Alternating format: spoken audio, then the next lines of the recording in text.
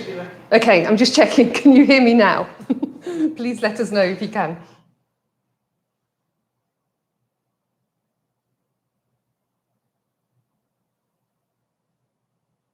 Yes. Yay! Brilliant, thank you. And welcome to the College Lecturer Week and Student Week. So we're really happy to have you here with us this week. And hello to all the people we know, and thank you for joining us. So I'm Julie, and I'm head of the Chocolate Academy in Banbury. And we've gone virtual like everybody else. We've had to redesign the Academy and think about the different ways, just like yourselves. So hopefully you'll find this informative and you'll get lots from it. Now, we want it to be a really interactive session. So I'm just going to call Claire up because Claire is with me as well. I'll just get out of the screen. So, so Claire's here. She's actually on the computer, so she'll be taking all of the questions. So we do want it to be an interactive session. We're going to go through all of the bean to bar and the tempering. And if you've got any questions or if there was anything you wanted to know, if you can type it into the chat box, and then Claire will ask the questions and we'll hopefully answer all of them for you. If there was any we couldn't answer, well, then we will get back to you later on. So there we go. So hopefully you all got your tasting kits to go with this today. You should have got your little packets with your bean to bar in there and then some tasting discs. So we're going to go through the bean to bar first, and then we'll go through the factory process, and that's where we'll do some of the tasting. And then after that, we're going to look at tempering. So here we go. So we're going to go on to the slides, and the slides, we will send the slides out to you afterwards as well so that you can use them. And if you did want to do anything like this with your students, if you wanted to do the bean to bar and you wanted to do the tasting, we can send you the little kits out like we sent you today. But as always, we need advance warning. So if you're planning for next year and you're going to do your chocolate sessions, if you know when they are in the academic year, if you could give us as much notice as possible, then we'll be able to sort them out for you. Because it's much better when you can actually see a cocoa bean, you know, like taste the cocoa mass, all that kind of stuff. It really brings it to life. And Natasha will have put the forms on the underneath on the YouTube channel. So she will have had those there for you. So you can fill them in and send them to us. Okay, so here we go. Start with the chocolate story. It's very exciting. So where does chocolate grow? Chocolate is a bit like wine and coffee. So it grows in certain areas around the world, but it grows 20 degrees either side of the equatorial belt. So when you see this, there is a lot of big land masses. So we've got Africa, which is a huge land mass, and South America as well, which is another one. So they're areas where we get a lot of our chocolate from in the world. But then when you look into the more niche and origin chocolates, we have a lot of smaller areas like Madagascar, Papua New Guinea, places like that. They can equally grow beautiful chocolate, and they have different characteristics. So when we talk about chocolate and we talk about the different origins, depending on where it is, the soil types, the weather patterns, the humidity, the altitude, all those kind of things really affect the flavor of chocolate. And also, what was the weather like that year? Because especially when we get down to the origins and the plantation chocolates, that really changes from season to season. Now, it's just like a natural fruit, you know, so when you grow your tomatoes in the summer, some summers you get them and they're absolutely beautiful and really fruity and really lovely, and other years you get them and the flavor isn't quite so good. And that happens with the cocoa beans as well. And that's down to the weather patterns, but it's also down to the farmers. You know, are the farmers treating the soil properly? Are they putting nitrogen back into the soil? Are they thinking about their farming methods? So we'll go into that in a bit more detail as we go through the slides. So what does a cocoa tree need to grow? So it likes temperatures between 25 to 28 degrees C, don't we all? But it really likes that, and it will really thrive in those temperatures. It likes a consistent amount of rain throughout the year. It doesn't want huge amounts of rain all at once, because what happens then is, you know, it gets too much rain and it can rot some of the roots. So it does like a lot of rain. It likes a lot of humidity, but it doesn't want it all at once. It likes deep soil, but it likes soil that's full of humus as well. So, you know, it wants to be It wants to have lots of natural stuff on top that's decomposing. So they often put the cocoa shells and cocoa pods on top there, so that that then breaks down and it gives the soil the nutrients. When we look at a cocoa tree, it has some of its roots right on the top surface that spread out, and these are the ones that are looking for the nutrients. And then it has a very deep taproot that goes right down into the soil, and that's looking for more of the water and things like that. So it's a very easy tree to look after as long as you're following certain rules. So we don't want the tree to be left out on its own. It wants to be under a canopy. So, you know, when we're talking about deforestation, actually, we're actually planting trees for cocoa, because the more cocoa farms we're planting, we're wanting to make sure that they've got the different heights of trees above it. So they can put rubber trees next to it, they can put papaya trees next to it, banana trees, and have different income sources coming in as well to the farms. Because if the leaves are left out in the sun, the top surface gets burnt and they get like sunburn, and then they can't photosynthesize properly. So then you don't get good quality pods coming off the tree. So these are the little cocoa trees. They're really beautiful. So in the bottom corner, you can see the little seedlings. So from a seedling to a full-grown fruiting tree, it takes about 5 years, between 3 and 5 years, to get a full crop off your tree. So we call that the hunger gap for farmers, because if they decide they're going to grow cacao, what happens is they've got to plant the seedlings, but they're not actually getting any income till about year 5. So if farmers are starting off new farms, what we try to say to them is think about that as a crop, but also what other crops are you going to have in the meantime? So they can plant beans, they can plant coffee, they can plant some low-growing bushes and things near the trees. And this also helps with the biodiversity, because the more plants that are there, more insects that will come in. And that's really important when we come on to the pollinating stage. But you can also see the trees there, they're quite low. They will grow really high, but we need the farmers to keep them quite low because they actually need to harvest them by hand. And if it was like a full-grown oak tree kind of thing, you can see it would be impossible for them to do it by hand. So they keep it to about 10 meters so that when it comes to harvest time, they can get the ones that are right at the top. And you also see that the little seedlings there, I mean, they are nice, but what we need to do is keep them coming through. So if you're thinking that a crop is great from 5 to 30 years, if your tree is getting towards 30 years old, we need to be planting the seedlings in there. And we do give the farmers a lot of seedlings so that they can replant them, so that we can keep these farms rejuvenating. So these are the flowers. You can see them on the trees, and they're beautiful. They're tiny, tiny little flowers. And you've got the male and female right next to each other. And again, they need to be pollinated. So we pollinate here with bees. So, you know, we hear lots about bringing bees in by putting nectar bars next to our crops so that it attracts the bees and then they get pollinated. Well, they don't get told anything like that necessarily. So we do a lot of farmer field schools training to say to people, the reason that you need other crops in there is because you're going to get much more biodiversity, which is going to be much better for the environment, but also for pollinating your trees. But you can see those flowers are really closely together, and the size of a cocoa pod is quite big. So in that area where you can see all those flowers, you're most probably only going to get 1 or 2 of them that will actually grow to a full pod. The others don't last. So it's always the strong ones that last. So it's only about 5% of the whole tree will actually get pollinated. And so this is a cocoa pod, and you can see we get lots of different coloured cocoa pods. I've got them on the wall behind me here as well. So they often start off a beautiful red ruby colour, and then they start to change through the season. And when it gets to the harvesting time, they're like a nice yellow orange colour. And so that's when the farmers will know that that one's ready to harvest.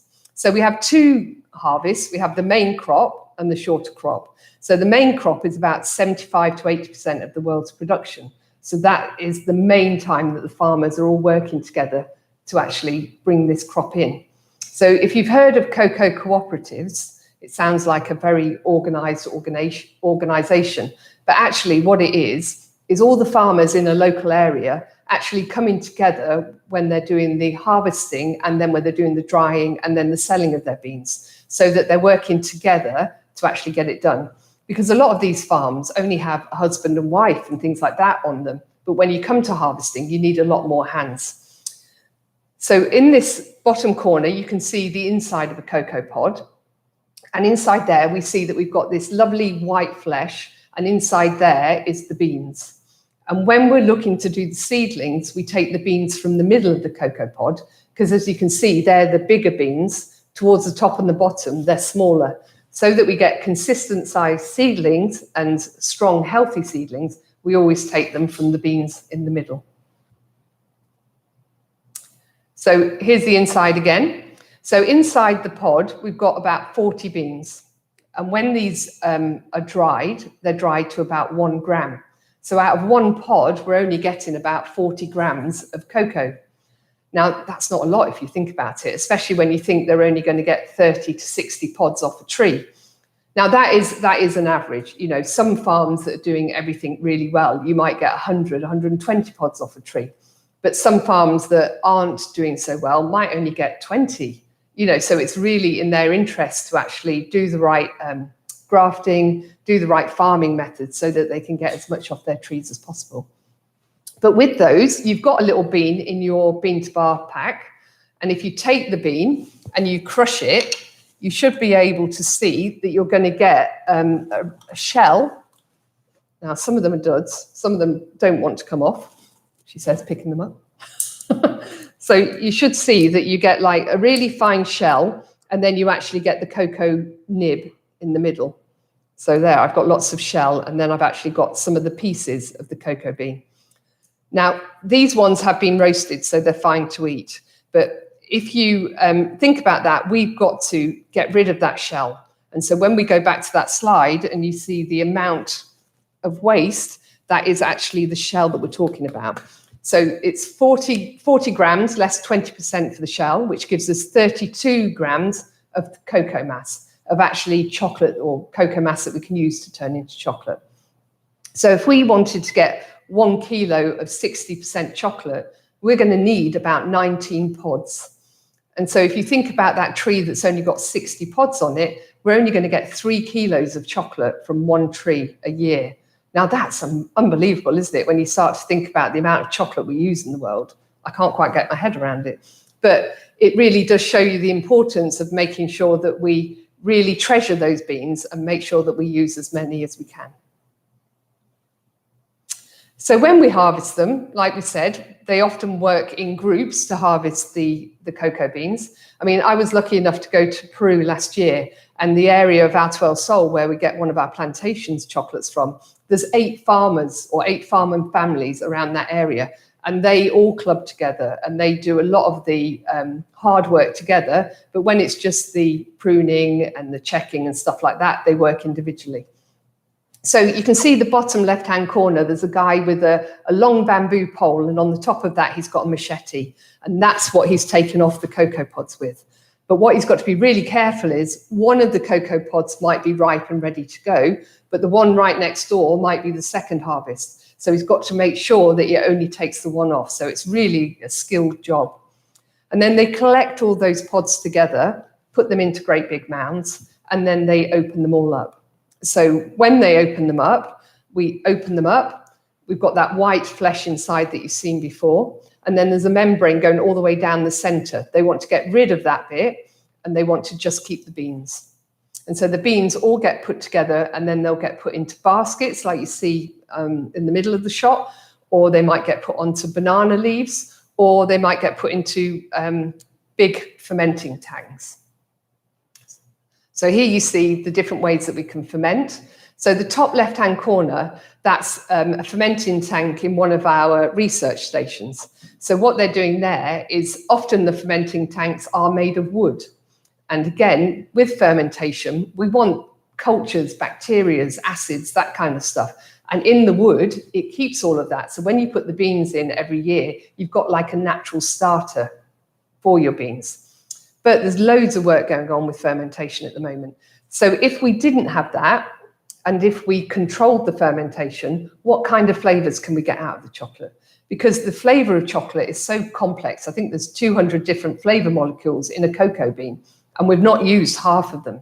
So there's lots of research going on at the moment to try and find out what happens if we fermented it for this long at this temperature, what flavors are we getting out of it? So that there's lots of exciting things to come in the future. But if they're doing it in the baskets or in the normal wooden vats, we do it between, I don't know, 2 and 7 days. I mean, Claire's doing it in Oxfordshire at the moment. So Claire went to her local greengrocer a couple of weeks ago, and she's actually found that he's selling cocoa pods. So she took the cocoa pods home, she's broken them open, and she's let them ferment for 2 days anaerobically. And then she's now at the stage where she's opening it up and giving them air. So I think progress report, Claire? Progress report, they're looking like they're turning into cocoa beans. Okay. But it's a slow process. Yeah, so we're finding that it's taking a lot longer, and that's where it comes. When they're left to ferment, it could be from anything between 4 and 7 days, because it depends on the temperature in the areas. And like we said, all the way around the equatorial belt, you will get different temperatures. So different countries will ferment for different amounts of times. Now, if they under ferment, you don't develop the flavor of chocolate properly. If you over ferment, you get too many acids, too many winey kind of flavors coming out, and you lose the cocoa flavor, and you have to correct that further down the stage. So fermentation is really, really important. And I don't know whether you ever watched the Hotel Chocolat series that was on television. They actually they have their own plantation, but they actually buy from farmers on St. Lucia as well. But they buy the beans wet. So they buy them when they've still got the white flesh around them, and they actually pay them for the dried price, because it's so important to them to ferment them exactly the way they want them fermented, so that they can get the characteristic flavors that they want in their chocolate. So we, for years, we didn't really think that much about fermentation. Every farmer that we buy the beans from would have been fermenting them in different ways. Well, now we do a lot more training to say to them, if you can standardize it and understand what's going on in your chocolate, you can get a consistent product year in, year out, and actually get a good bean. And on our Caccabarry range, we've actually got a range of chocolates, which is called Purity from Nature. And with that one, when we've looked into fermentation, we've realized what cultures, what bacteria, what acids are actually produced in that ferment. And then we dried some of it. So a bit like a sourdough starter or, a culture for a yogurt starter, we've actually got a starter that we can give out to the farmers that they mix through their beans. And then when their beans ferment, they ferment really evenly and really well. So a farmer comes out with a really good bean with hardly any defects, because sometimes it can be as low as 60% good beans and 40% bad beans on a bit of an uneven ferment. And that then means that they're not going to get a very good price for their beans at the end of it all. So fermentation is really, really important, really key. So once we've done the fermentation, we then got to go on to the drying of the beans. And again, another really important stage. So drying, if you get your beans from Ghana, now Ghana sun dries their beans. So we get sun-dried cocoa from Ghana, and that helps develop the characteristics again of the bean. If you went to Papua New Guinea have a lot more humid weather, and so it's much more difficult to dry their beans. So they dry their beans over fires. And it's only if you get a chocolate from Papua New Guinea that smoky notes are okay. If you've got smoky notes from, say, a Peruvian chocolate or a Colombian chocolate or anything like that, what happens is that's a bad note. So, when we're talking about the flavors of cocoa, this is where it starts to become a bit like a wine. Certain regions have certain characteristics that are okay, but if they came from another region, they wouldn't be. So drying is really important. And we've got to get that down to about 6% moisture, because if we go any higher than that, when we bag them up and they sit in the humid weather again, those beans could go moldy. And if they go moldy, that's really bad, because if you think about the cocoa bean, it's got a lot of cocoa butter in there, and fat takes on flavor. So the mold would go through into the flavor of that cocoa bean, and it doesn't matter what we do to it, roasting it, whatever, you will still taste the moldy chocolate. And I've tasted some before, and it's really not nice. And again, you think that farmers put all that work into it. They've grown the trees, they've harvested them, they've done the right ferment, and just right at that last minute, if they don't dry the beans properly, they could still fail the crop. So it's really important. And the humidity of the beans gets checked all the way along the stages. So yeah, very important point. So with the quality checking, what they do is when they get the bags of the cocoa beans come in, they just make a little hole, they take some out, and they do a check. And they check 100 beans from each batch. And what they'll do is they'll put them into this little slicer that cuts them in half. And then they're looking at the inside of the bean. Is it the right color? Has it got the right fermentation? Because you see little lines, you can see little cracks on those beans. And that means that it's been fermented properly. Is there any mold in there? Is there any insect damage? So they're checking for all these different things before they will then sign that bean off and say what quality it is. And that's when the farmer knows what he's got for his year's work. So you can see it's a very long and intricate journey before we even get the beans. So we don't own farms or plantations, but what we do is we work really closely with a lot of the farmers, especially in the Ivory Coast, Ghana, and the West African regions. And what we find there is a lot of the farms have been handed down from father to son. It's almost like the inheritance. So there's not necessarily a lot of training gone on. So we need to make sure that when these farms are handed down, that we do give the farmers training so that they can then produce a really good bean. So we work in partnership and collaboration with a lot of farmers. And I'll come on to that in a bit more with our sustainability. But so when we get these beans, we get them as a bean and nothing else has been done to it. So when we get them, they are full of bacteria, salmonella, listeria, E. coli, all that kind of thing, because you think that whole process before, none of that has been sanitized, none of that has been cleaned. And it's just been, you know, in the middle of villages on top of bamboo mats. The chickens have ran across them, the cats, you know, whatever. So there is no hygiene. So when they come to us, they come into the docks. Now, if it's Callebaut chocolate, it comes to Belgium and it comes into Amsterdam, and then it gets sent out to the factories. So if we've got a Belgium claim on the chocolate, it must be processed in Belgium. So we get the beans, and they're raw, and they go into the factory. And the first thing that happens is they go into the dirty zone. So people working in the dirty zone would be in red boiler suits, and they would never mix with the people in the normal factory. And what happens there is we clean the beans. So we have to open up the bags, and we have to look for stones, bits of pod, maybe the needles that they've used for tying up the beans. Sometimes they're in there. There's all sorts of weird and wonderful things you find in there. So they have to be cleaned and sorted, and then they'll go through to the roast house. Now, when we're roasting, again, it's a really important stage, because if we roasted the beans and we'd got a beautiful plantation bean that had lots of acidity and fruitiness, and we roasted them at a high temperature, what we would do is we would add roasted notes to it, and we would lose all that fruitiness. So you've got to know the beans and know what temperature you're going to cook it at. Just like anything, you know, like with a piece of meat or whatever, you've got to know what the first product is to know where you want to take it to. So like I say, if we had a plantation chocolate, that's most probably going to have been low roasted, because we want to keep those lovely acidic notes in there. But if we had a bean that was of a lower quality and we wanted to use it in something, we would high roast it, because then we get the roasted notes. And then when we do blended chocolates, we can use some of that roasted, some of the fruity, and we can mix them together to get the flavor that we want. So that's the roasting. And then what we do is a bit like you've just done with that bean. If you did it, we crush the bean. And when we crush it, we get all that fine shell. Now imagine doing that en masse. There's lots of shell. So what we do here is we crush them, and then we put them onto a massive sieve. So that picture there is of a sieve. It's called a winnower.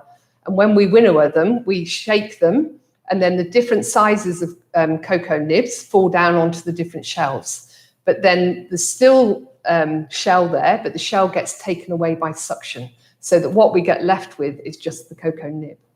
Now you have some cocoa nib as well. So if you would like to try that, I mean, when I've got them here and you smell them, they just smell of chocolate. It's unbelievable, because really, if you think about it, we haven't done that much to them. All we've done is roasted it, and we've taken the shell off. and we get the beautiful smell of chocolate. And they should taste of chocolate. But what it tastes of is quite a savoury chocolate. So it's a bit like a chocolate nut. And it is quite drying in the mouth. Now, we have had, we have seen in the supermarkets, they're all starting to sell the cocoa nibs. So they're going into the high protein bars, the muesli bars, breakfast cereals, cookies, on top of chocolates, all sorts of different areas. So there's a huge growth in just the cocoa nibs. Now, at the moment, they are still quite healthy. They're full of the antioxidants and the flavonols. So that's really good, which some of those, as we process further down, we get rid of those. Question? Does there have to be a minimum temperature for roasting? Yeah, so normally, I mean, everybody would do it a bit differently, but I think some of our lower roasting is like 104 and the higher roasting goes up to 140. So we don't really roast because we don't want to lose the flavour of chocolate and just get like a roasted flavour. So plantations, origins and things like that would be lower roasted, and then your blended chocolate might be higher roasted. So it just depends on the beans totally. And so when we are, over in Belgium, they have people, that's their job. They get the beans in, they taste them, they analyse them, and then they decide what's going to happen with the beans and what temperature they should be roasted at. And there isn't really a machine or anything like that that can tell you that. It's down to a human still trying them, analysing them for their fruitiness, acidicness, all that kind of stuff, and then saying that batch can be used for that. So, it's a real expert's job. Okay, so when we've taken the nibs, we've actually got the raw ingredient now for chocolate or cocoa powder. So we're going to get them and we're going to put them through two machines. The first machine is a stainless steel disc, and it's got pins sticking out on this disc, and it rotates at a really high speed. And what they do is they pour the nibs in the top, and it goes through and it gets the heat and the friction from it going round and round. And what happens is that starts to release the fat in there. Now, if you tried that cocoa nib, it actually feels quite dry, but there's actually 54% fat in a cocoa bean. I mean, different beans have different amounts of fats and different colors of fats. So, like a bean from Malaysia, the cocoa butter comes out a lot whiter than a bean from West Africa. So, if we're making a whiter chocolate, we would want the cocoa butter from Malaysia and things like that. So even when we get down to the cocoa butters, there's different characteristics. But we break that nib up and it starts to go to liquid, but it's still very gritty.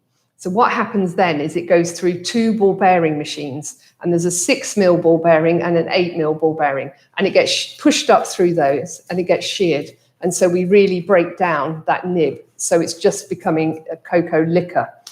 But when it comes out, we sieve it to make sure there's no little bits left in there. And like I say, as it's liquid, it's cocoa liquor. If it's then tempered and it becomes solid, it becomes cocoa mass. So you also have a little disc of chocolate, which is your cocoa mass. Now, this isn't chocolate. It's not chocolate until we put at least 1% sugar in there. And then it can legally be called chocolate. So that would be a 99% chocolate. Now, when you try that one, I hope you've got some water because that one is quite astringent and quite bitter. Now, again, I'm amazed because we've not done anything to it. It's just that cocoa nib that did taste quite rounded and, quite chocolatey. It's totally changed the flavour, and that flavour's come through the processing that we've done. And we've released the volatile acids that are in the chocolate, and so therefore you get that astringency. I wish I could see your faces when you're eating it, because it's lots of...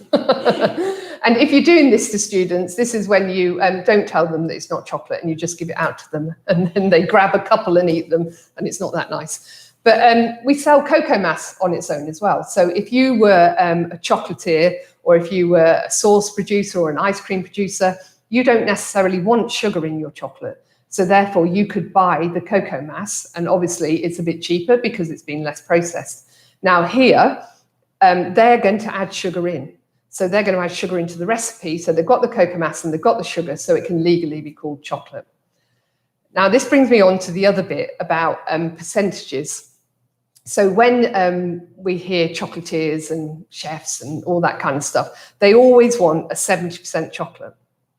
Now, I don't know why, but 70% is like the gold standard. I want a chocolate, I want it to be 70%. Well, why do you want it to be 70%? All it's telling you is a recipe. So it's telling you that you've got 70% of cocoa mass and you've got 30% of sugar. So if you've got 70% of a not so good cocoa mass, you haven't got a nice chocolate. If you're wanting to use it to make a brownie, actually a 54% cocoa mass is much better for making brownies because of the sugar that's in the chocolate as well. Gives you that really squishy, really lovely, soft brownie. If we use that same brownie recipe and we put an 80% chocolate in there, what you find is that brownie starts to go really quite crusty and quite hard around the edge because you've taken 30% of the sugar out of the chocolate. So we really need to know the percentages for the recipes and the different things we're doing, but it's not a quality mark. So if I was going to do an ice cream, I really need to know the sugar in the ice cream, because if my ice cream has got too much sugar in there, it's going to be really soft. And if my ice cream doesn't have enough sugar in there, it's going to be really hard. So when you're balancing out the recipes, it's really important to know the sugar content. So some of my favorite chocolates are a 65, and it hasn't got anything to do with the sugariness, it's got to do with the fruitiness. That's what I like about it. So again, when we're making these chocolate recipes, we try the cocoa mass, and then you see how much sugar do you think needs to go into that cocoa mass to give us the best flavor we can get out of that cocoa mass. So just one of those things. I get on my soapbox when I talk about percentages. So talking about that, we've got our cocoa mass now, so we can make chocolate. So you've got some little tasting discs. Some of you, it might be breakfast, but we're going to try some chocolate. So when we try chocolate, we always start with the lower percentage. So obviously, we're going to start with the white chocolate. So what goes into white chocolate? White chocolate is cocoa butter. So again, in your bean to bar pack, you had a little bit of cocoa butter. And if you hold that cocoa butter in your hand, don't eat it, but what you'll see is that cocoa butter starts to melt instantly on your skin, because cocoa butter melts at 35 and below. So we're warmer than that. So that's why the cocoa butter melts straight away. And that's why when we eat chocolate, we get that lovely, luxurious melting point in our mouth, because the cocoa butter is melting. Now, when we make chocolates, sometimes if they're making a compound, which is, you know, the chocolate that we use in bakeries and things like that, they actually take the cocoa butter out and they put a cocoa butter equivalent in. It's called a CBE. Now, there's 5 cocoa butter equivalents. I can't remember them all. Coconut, palm oil, mango stone, shea, and ilippi. Oh, I did. They're the 5 equivalents. So you can take that out, the cocoa butter, put that in, and that gives us different melting points. So, you know, in India, where, you know, 35 is quite a cool day, you know, most of the time it's 38 and above. If we had chocolate that was at 30, melted at 35, it would be soft in all of the shops. So they like to take the cocoa butter out and put a different fat in there that actually melts at a higher temperature. But if you've ever eaten a compound chocolate or an advent calendar chocolate, you know, something like that, and when you eat it, it leaves like a film in your mouth and you go, oh, that wasn't very nice, that was cheap chocolate. All it is the fat in there is most probably melting at 38 or 39. So it takes quite a while for your mouth to warm up that, to get rid of the fat. And that's why you get that like plasticky feel in your mouth. But with white chocolate, you can see the color of your cocoa butter is quite yellow. So that's why white chocolate has got that yellow tinge to it, because it's the cocoa butter. Because the only ingredients in our white chocolate is sugar, the cocoa butter, and the milk powder. And then depending on how those ingredients are put together will give us our different flavors. So if we got a Swiss white chocolate, we'd have full fat, full cream milk powder going into there. And then that would give you that really Swiss or German milker, you know, kind of chocolate flavor. If we put a skimmed milk powder into there, then you're going to come away with more of a French milk chocolate, because they aren't particularly over creamy. They're more caramelized and more dry. So they're not so sweet. And again, it's playing around with those ingredients that can give us those different flavors. So if you'd all like to try your white chocolate, I'm going to start you off nice and gently. Most people like white chocolate. We give it to children, don't we? Normally, we start children off with the white chocolate. And when you look at it, it's fat and sugar. So maybe we should be starting them off on the dark chocolates. It's a healthier way to go. So the white chocolate you're trying is W2. And it's a Belgian white chocolate. So it has got caramelized notes in there. It's quite nice and vanilla-y. And I'll give you a minute to try it. So white chocolate is one of those things that people get quite snobby over it and say, you know, like, oh, white chocolate isn't really chocolate. It's, you know, it's just a kiddie's thing. But if we go back to that humble cocoa bean, it's 54% cocoa butter. And cocoa butter is what's in the white chocolate. So actually, it has every right to be at the table with chocolates because it does have half of the cocoa bean in there. So if we move on from the white, we're going to go to the gold. So the gold chocolate came out, I don't know, about 4 or 5 years ago now. And when we developed this one and brought it out, we weren't ready for it, really. We brought it out, we brought the stock into the country, and as soon as it came in, it went out of stock. It was so popular because caramel is one of the top flavour profiles that we like in the UK and Ireland. So we like vanilla, we like chocolate, we like caramel, and all of those things are in this chocolate. So it's beautiful. Now, people ask me if it's Caramac. It's not Caramac. Caramac chocolate actually has a flavouring added into it. To get this caramel, this is white chocolate that has had 2% of the sugar caramelized, and the milk powder has been roller dried. So as it goes over those rollers, it actually caramelizes some of the milk powder, and the Maillard reaction happens in the milk powder. So therefore, we get those really lovely caramel notes coming through there. Now, people have said, well, why can't you make it more caramelly? We can't add any more than 2% of the caramel into the sugar because what happens is it makes it really hygroscopic. And actually, if you open the bag then, moisture would be drawn into it. And then we all know what chocolate's like. When it gets moisture in it and you try to melt it in the microwave, it just doesn't go anywhere. It just stays thick and clumpy. So the recipe that it is at the moment is perfect. You can use it just like you would the white chocolates. Now, you can caramelize white chocolate in the oven yourself if you wanted to. So you can melt the white chocolate, you can place it onto a silpat mat, and then you can roast it in the oven. So you'd put it in, let it slightly start to caramelize, and then you would move it around a little bit with your palette knife to stop it going too crisp, then put it back in again, and slowly you see the color starting to change. And if you wanted to take it all the way till it started like bubbling and it looked caramel and you bring it out, when you break it up, it's quite biscuity like shortbread. And you can crumble that around your desserts, or you can serve it on the side and nobody knows what it is. They're like, what is that? You're like, it's just white chocolate. Water baths, again, if you put backpack your white chocolate into a backpack bag, put it into the water bath and put it on 90, and then keep squishing it every now and again, but leave it on overnight. That will caramelize the white chocolate as well. So there's lots of different ways that you can do it. We hope you all like that. So now I'm going on to the controversial one, Ruby. So Ruby is the 4th type of chocolate. So we now officially have a white, a milk, a dark, and a ruby chocolate. So for years, for 100 years or more, we only had 3 chocolates. Now, why Ruby is the 4th chocolate is because it actually does come from a red cocoa mass. So it's not coming from the dark bean. It's coming from a bean that we treated differently. So we've low fermented it and we've low roasted it. And when you cut into a bean and it's unfermented, it's got quite purple notes in there. So if we don't over ferment it, we don't get rid of all that colouring so that we keep some of the natural colour. And then when we low roast it again, we don't get rid of the colour, because if we high roasted it, we would get rid of it and it would turn brown. So with that, and then with a bit of acidity, we keep the colour of the ruby. So when you try this, everyone says, oh, it's just white chocolate and it's coloured. It's not. It's so much more complex than that. So when you eat it, it's got no flavouring in there and it's got no colour in there. It's just the ruby chocolate.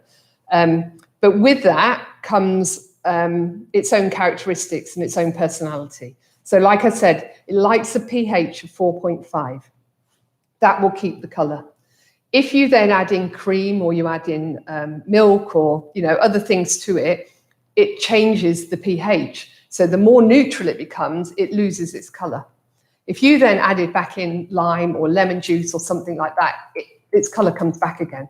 So it's really important when you're working with it that you understand that, because people have made mousses or ice creams and things like that, and they've said, oh, the colour's changed. It will do because of the pH. So if you want to keep the colour, you need to use things like lemons, limes, raspberries, anything that's got an acidic note to it, and that will keep the colour. If you're using it for chocolate, it's great to use as a bar. It's great to use as lollipops, doing it on its own. If you added in a ganache, which is water-based, because all ganaches are, what you'll find is that water will seep out of the ganache and it will start to turn the shell a browner colour, because the water is moving into the ruby. So what we find here is we use, again, ganaches with a high pH, and that stops it, or we use a fat-based filling. And if a fat-based filling with the ruby, that's fine because there's no liquid in there. Or we double shell our chocolates. So we would do the ruby on the outside, and then we might do a milk chocolate on the inside or a dark chocolate on the inside. And that, again, gives that layer of protection around the chocolate so that you can use it. But it's very interesting, and there's still loads to find out about it, I'm sure. Are we all right, Claire? Yeah. No questions? No, I like the caramelising advice. All right. It's great fun when you start to caramelise it. Not if you forget it, though, because, it does burn and it will go black and it will smell. You know what it's like when you burn chocolates. Okay, so we're going on to the milk chocolate, which is called 823. Now, again, with the names, some of you will know this story, but a couple of years ago, we did think about changing the names because 823, 811, W2, it's not very sexy, is it? And so we put a questionnaire out to our customers and said, we're redoing the bags. So this is our chance to change the names of the chocolates if you would like to. Would you like 811 to be called Delilah or something? I don't know, but something a bit different. But it came back with no, because we know these references, right around the world, 811 or 811 is known wherever you go, whatever country you go into. And so that's great. But these bags as well, a lot of technology went into the bags. They have got a really good resealable top on them now, and they've got the zip pull. Because if moisture gets into chocolate, it really ruins the chocolate. And in lots of kitchens, you've got a small pastry section and the chocolate's kept under the table or something like that. Now, if the bag is open, then moisture is going to get into there because chocolate, the sugar is in there and the milk powder's in there, really take on that moisture. As soon as you take on that moisture, you're ruining your chocolate. Because I don't know if any of you have ever put water into chocolate, it seizes straight away. And that's great if you wanted to do it for piping. You can add a tiny drop of water into your chocolate, mix it together, and it thickens it so it's easier to pipe with. But it's not good if you want to shell molds or anything like that. So it's really important to seal the bags again. Also, these bags can't get any light through them. So again, especially for white chocolate, we don't want the light going onto the white chocolate because it turns it from a yellow colour to a really bleached out white colour. And when it does that, it oxidizes and the flavour of the white chocolate really changes. So if you think about the supermarkets, and when you buy a white chocolate bar, they're often in a tinfoil pack or they're inside a cardboard box. They're not just left open. You often see dark bars with bits on the back of them just in a plastic. Well, the cocoa mass has the antioxidants in there, so it keeps its colour, it's fine. But the white chocolate doesn't have any of that cocoa mass in there. So that's why we always try to protect it. So these bags, they're really good. And then on the bags as well, there's lots of information. So this is an 823. So the 823, W2 and the 811 are recipe numbers. So that's the recipe.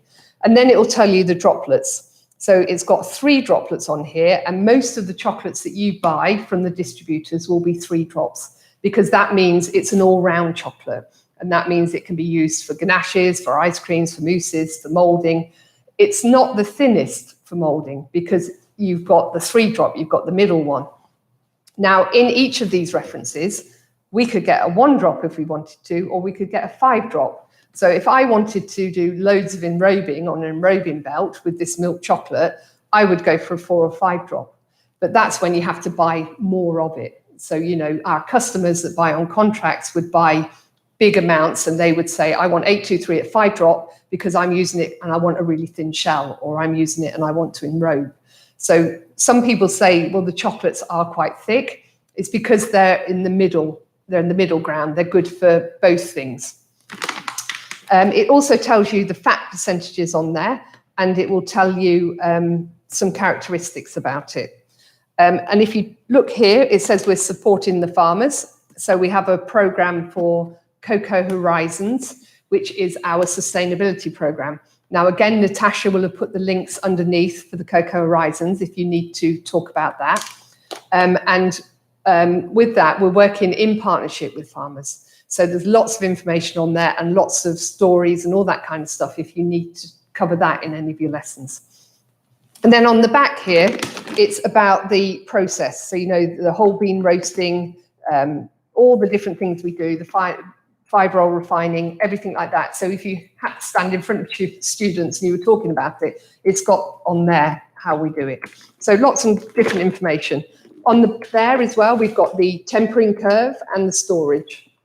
And on here, when I was talking about the drops, that's a little like grid telling you about the different drops and what you could do with it. So again, I'm sure you've never looked at a bag in that much detail, but there you go. That's giving you a rest a minute before you eat your milk chocolate. So our milk chocolate is Belgian milk chocolate again. And this time it's got the cocoa mass in there, it's got the sugar, and it's got the milk powders. Now, milk chocolate, if we think back to this country, it is the biggest selling chocolate out of the 3 or 4. So this one, we like Cadbury's. That's what we've been brought up on. I know now as we get older, we might move away from Cadbury's, but it's still one of the biggest selling chocolates. Now, with the Cadbury's chocolate, they put something in there called crumb. And crumb is the sugars, the milk powders, and the cocoa mass, and it's been mixed together and caramelized to make a certain flavor. So that's why the Cadbury's chocolate has that certain flavor to it. And they did that right back at the beginning. Mr. Cadbury's noticed that the milk from the cows in the summer was really lovely and creamy and full fat, but the milk in the winter wasn't necessarily so good because they were on hay. So he needed a way that he could standardize it so he could get that same lovely flavor profile all the year through. So now a lot of chocolates have crumb in there, but that Cadbury's crumb is a certain recipe and it's a secret, so nobody knows it. But often people are trying to replicate it. So also, depending on how that milk powder goes in again, will give us the different flavors. So is it going in on a skimmed milk powder? Is it just whey powder? Is it the roller dry powder? Is it full fat? All those different things will give us different flavors. And then also, all of these chocolates have got natural vanilla and soya lecithin. Now, the natural vanilla goes in there because it gives a creaminess to it. You won't taste vanilla, but the vanilla makes you think that that chocolate tastes creamy. The actual soya lecithin is a tiny amount of soya lecithin. I think it's something like 0.03 that goes into the big vats of chocolate. And that's to help us with the workability of the chocolate and also the emulsification of all the different ingredients in the chocolate. So do we like that one? Yeah.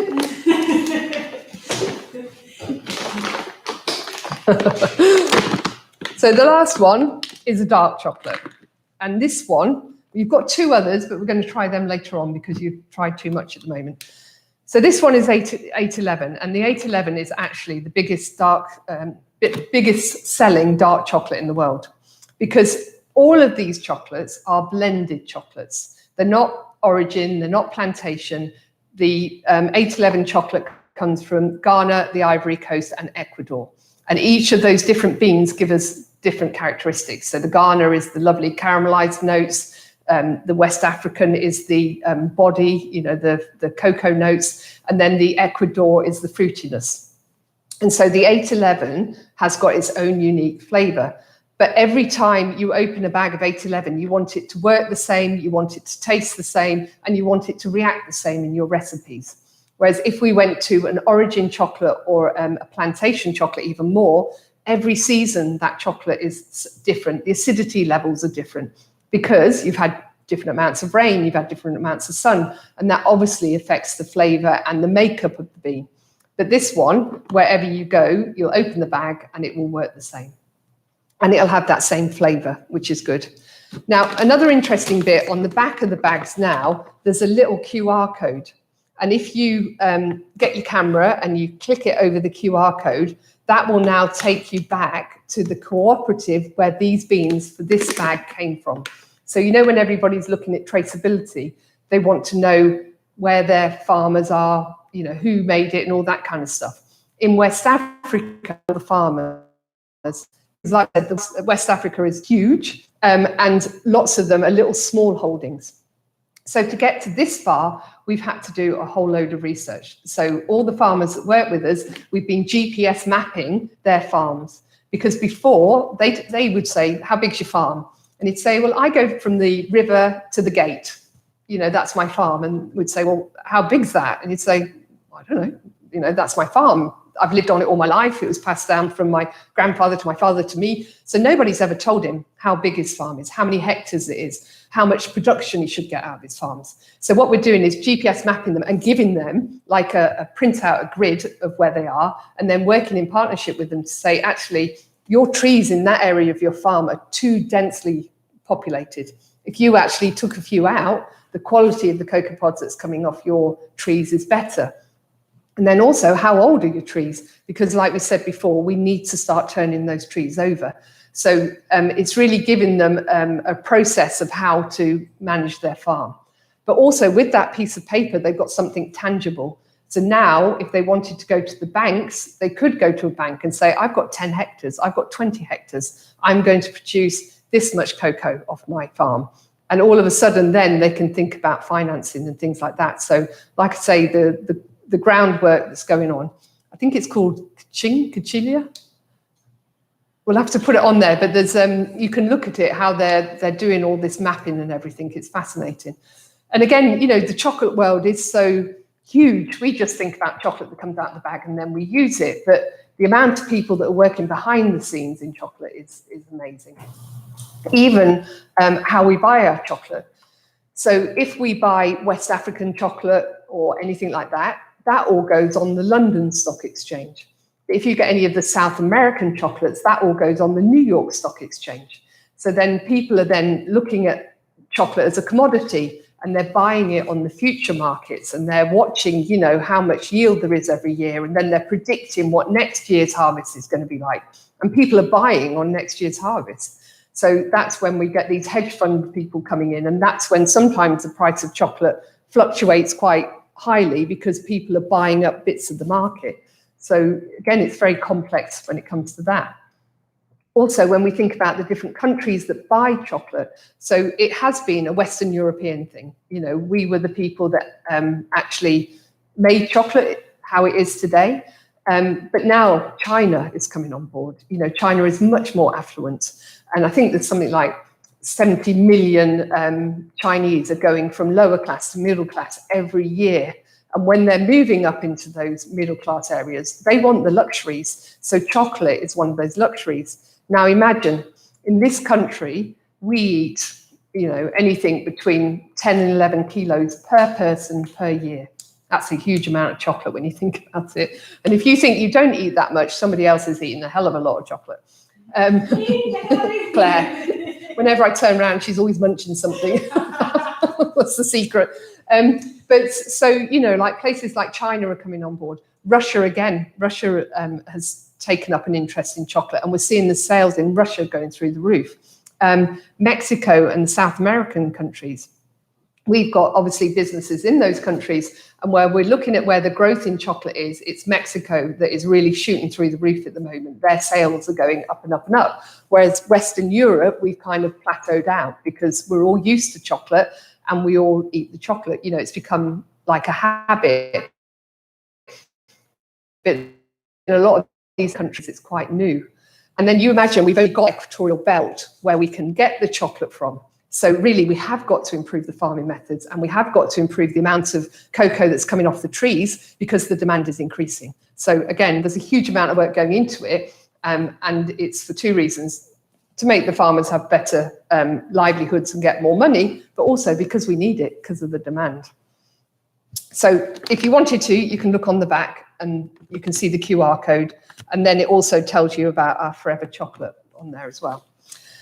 So when you eat the dark chocolate, this one, the 811, is quite cocoa, quite roasted notes coming through. There's not that much fruitiness in there, and there's not that much woodiness. So it is a chocolate. It's a well-balanced, well-rounded chocolate flavour, and that's really great for pairing. So, you know, if I wanted to add different flavours to it, this chocolate takes it on really easily. And so it's really great to use. And if I was doing banquets and things like that, and I was going to do a chocolate and orange mousse, or I was going to do a chocolate and cinnamon or something like that, I wouldn't necessarily use my expensive origin chocolate for that, because I'm adding in flavours to it. And you've also got to think about your customers. You know, is the rugby crowd going to be bothered whether your chocolate mousse is from an individual country, an individual plantation, or are they just going to eat it because it's chocolate? And so therefore, the blended and the core range chocolates are really good for that, because they're consistent and they're reliable and they work every time. So that's why I would use these ones. And the 811, again, is only a 54% cocoa mass. So when we're talking about what's the rest of it, it's sugar. So it's a dark chocolate, but it's a really easy dark chocolate. So it's really easy to eat. And, you know, like in your recipes, it's not going to overpower things.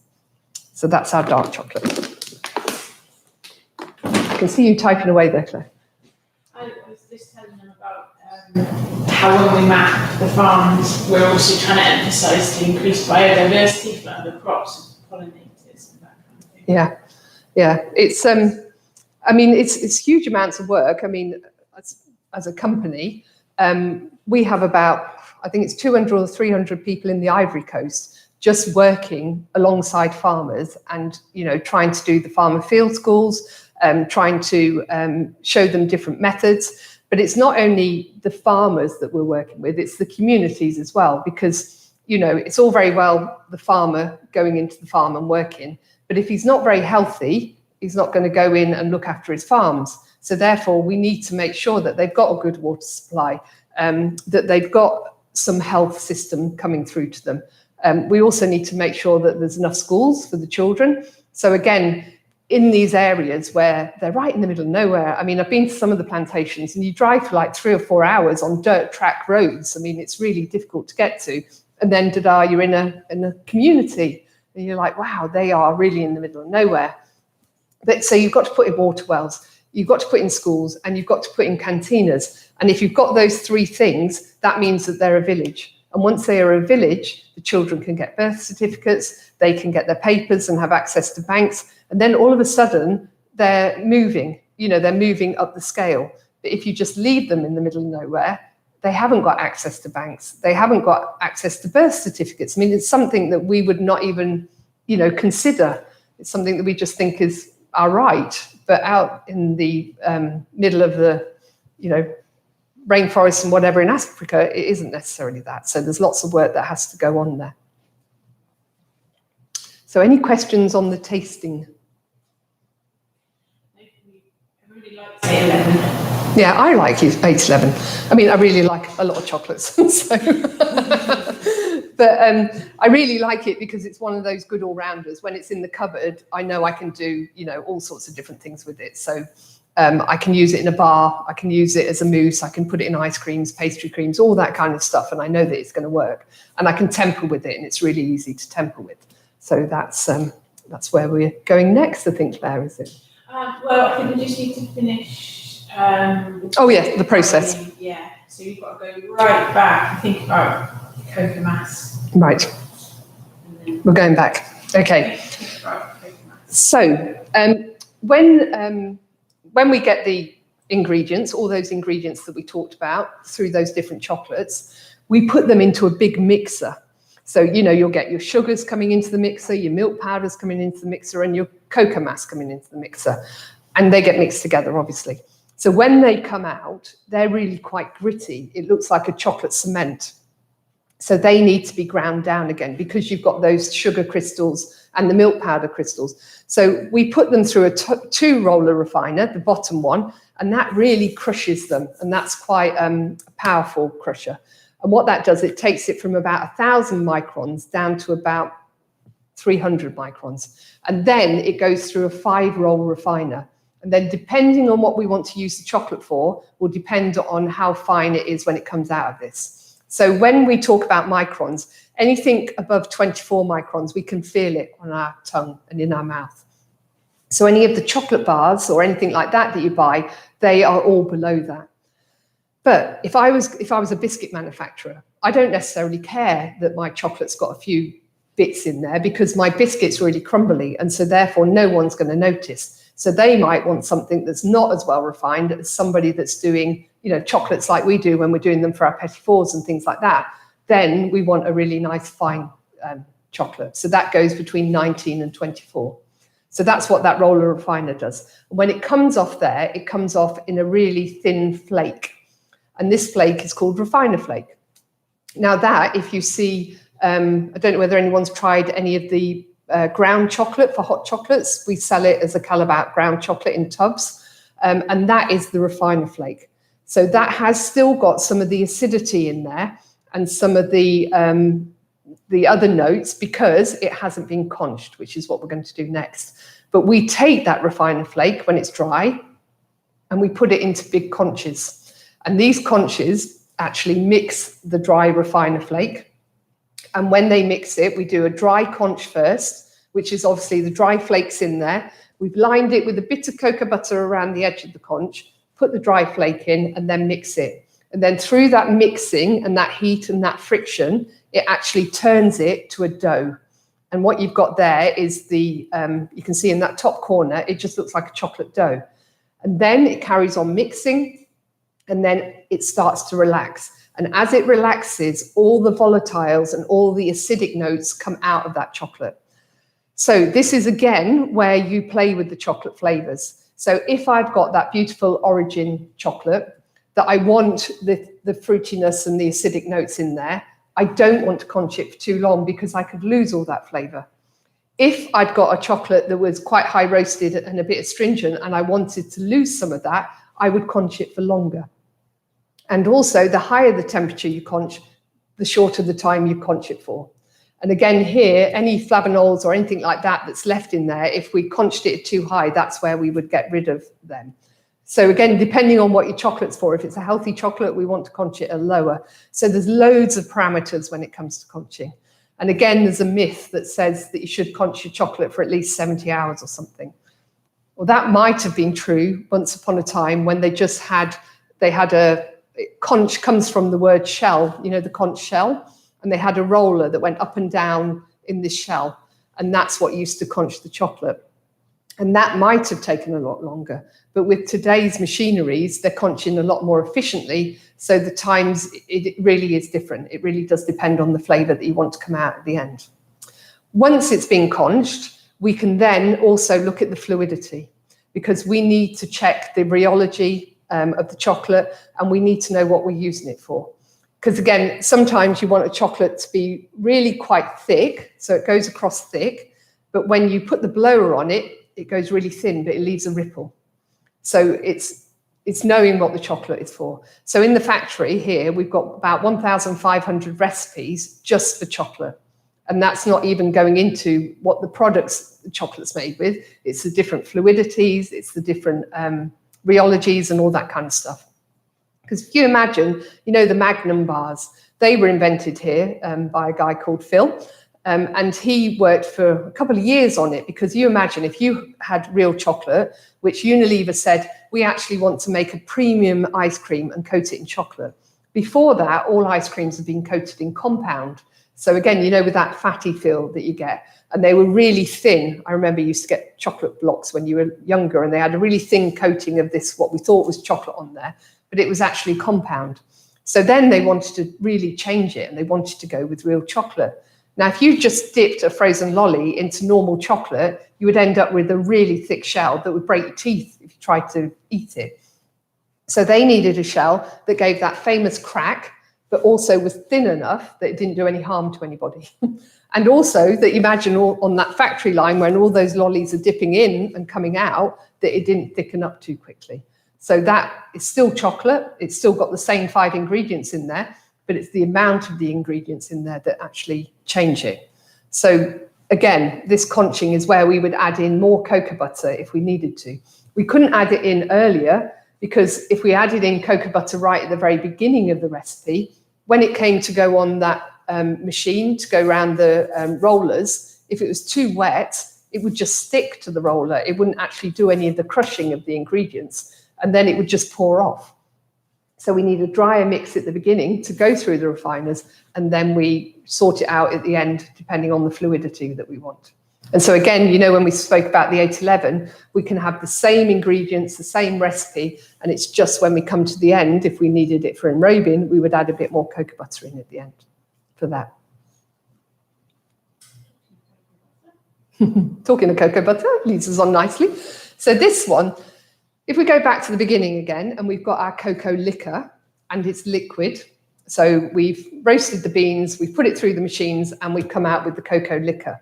At that stage there, we can take that cocoa liquor and we can put it through a hydraulic press. And when it goes through that hydraulic press, it squeezes the cocoa liquor and it catches all of the dry cocoa solids. And so that dry cocoa solids becomes a cake. And all the liquid that comes out the side is cocoa butter. And that cocoa butter is then taken off, and then we either make it into little cullets like you've got, or we make it into big blocks. We get 1 ton blocks come here for our production, or we put it into the buckets. So different ways that we process it. But that also gets sold out to lots of different industries. So the drug industry, the makeup industry, body creams, all that kind of stuff. You know, when you hear about your cocoa butter rubs and things, that's where they're getting the cocoa butter from when we do this process. So then we end up with cocoa cake. So this is the cocoa cake. This is a piece of it. And you can see it's really solid. But you can also see that it's white. You know, you've got these white pieces of it. It's not all just dark. It looks untempered because when we do the actual squeezing of the cocoa butter and it comes out, not all of it comes out. About 22 to 24% of the cocoa butter gets kept in that cocoa cake. And so when you look at your cocoa powders, there'll be a number on your cocoa powder and it'll say 22, 24, or it might say a 10, 12, or it might say a 1%. And what that's actually telling you is how much fat is left in the cocoa cake after it's been squeezed. And then when we buy our cocoa powders, we need to know that again, because if I'm doing a 22, 24, so really a quarter of my cocoa powder has now got cocoa butter in it, then that means when I fold it through meringue or I fold it through something else, that's why the meringue drops, because of the fat that's in the cocoa. So if I was wanting to use a cocoa powder for meringues, I would use the 1% because that's had all of that cocoa butter squeezed out. Now, it still goes back to the days. Van Houten was the guy that invented the cocoa press. And when he did that, he was doing it because he wanted to make drinks. And when they tried to make the drinks and it's got the cocoa butter in there, it wasn't very soluble. So he needed to invent something that got rid of that pesky fat because he didn't want it. So he invented the press. And then what he found was that cocoa cake that he was left with was much easier to grind down and make into a chocolate drink. But then he looked into it a bit more because he was a chemist, and he found out if he alkalized it, if he put alkalizing salts through it, that made it even more soluble. So this is where the whole drinking chocolate area went, because originally chocolate was drinking chocolate. And then it's only later on now that we've started to think about, right, so if I alkalize the chocolate, a cocoa powder, what can I get out of it? If it's unalkalized, what happens to it? So there's lots of different recipes for cocoa powders. So it's a whole nother world that we're just getting into, really. We're just beginning to fathom our way through it. But the difference, if you think again about a 1% cocoa powder compared to a 22, 24% cocoa powders, that 1% is all just dry cocoa solids. So if you added that into your recipe, there's no fat in there whatsoever. So what you find is you need more liquid in your recipes to hydrate that cocoa powder. So it is really interesting, the cocoa powder and all the different things that can happen. And again, with the alkalized or the non-alkalized, it really affects your baking powder or your baking soda. So again, you have to think about, is it alkalized, is it acidic or not, and whether those baking powders work with it and what happens. So that's a whole nother subject. But again, until I came to work here, I didn't really think about it. Cocoa powder was just cocoa powder. And I knew there was a number on there, but I didn't really know what it was about. And so that's saying the amount of fat that's left in your cocoa. So then we have our finished chocolate when we've made it, we've conched it, and then here half of the chocolate goes through onto the lines, and we make drops, baked stable chips and chunks, and the other half of it goes out in tankers, because we make customer recipes for our customers, and then we would just send those tanks directly to their factories, and they would hook it onto their lines and just pump the chocolate into their factory. So it's, yeah, again, there's lots of different recipes that go out for the different customers. But if we talk about baked stable chocolate is just chocolate, it's just got a different amount of fat in there. So our chocolate, say our milk chocolate here, has got a 33.6 fat recipe. A baked stable will have, say, between a 23 to 24% fat in there. So you imagine if the 36% fat went into the oven, it spreads and it moves. So if you take some of that fat out and you've got a lower fat in there, actually it doesn't move very far, and that's what makes it baked stable. There's nothing else, there's nothing different to it, it's just the amount of fat that's actually in your chocolate. So good. Any questions on the bean to bar or the tempering? No, we haven't done the tempering yet. Oh, there's one more slide. For this one, I told you about our Forever Chocolate, so that's our sustainability arm. But also, we are family owned, believe it or not. So, Massive Barry Callebaut is actually owned by the Jacobs family in Switzerland. And they actually have a foundation called the Jacobs Foundation. And what they're looking into is early years learning and child education. So it's really interesting that they take, because obviously I think they're a 40% shareholder or whatever. So from the dividends that they get, they give all of their dividends to the foundation. So 40% of the profits of Barry Callebaut a year go towards early learning and children's education. And I think they've said that up till 2030, which is 10 years' time, they're going to put 500 million into looking into early years learning and children's education. So again, it's another interesting thing to look at. And they really believe in teachers, and they really believe in training everybody. And they're really looking into, when I went over to Switzerland a couple of years ago, and they were looking into earlier learning, 0 to 3. So, when your child is born, it doesn't necessarily go to playgroups or anything like that for the first couple of years. And so they were saying, what's happening in those first 3 years? Because that's when all the neural pathways are put down. So, is it right that you should be playing your children Mozart, or you should be speaking different languages to them and things like that? Because you find children from multilingual families actually learn the languages much quicker. And they say it's because these pathways haven't been set yet. And as they're growing and as they're setting them, if they hear all these things, they're actually going to be able to learn to play music easier, learn to speak different languages easier. So it's really interesting, the stuff that they're doing. So something to look at. Right, on to tempering. On to tempering. Okay, I'll just move my bean to bar out of the way.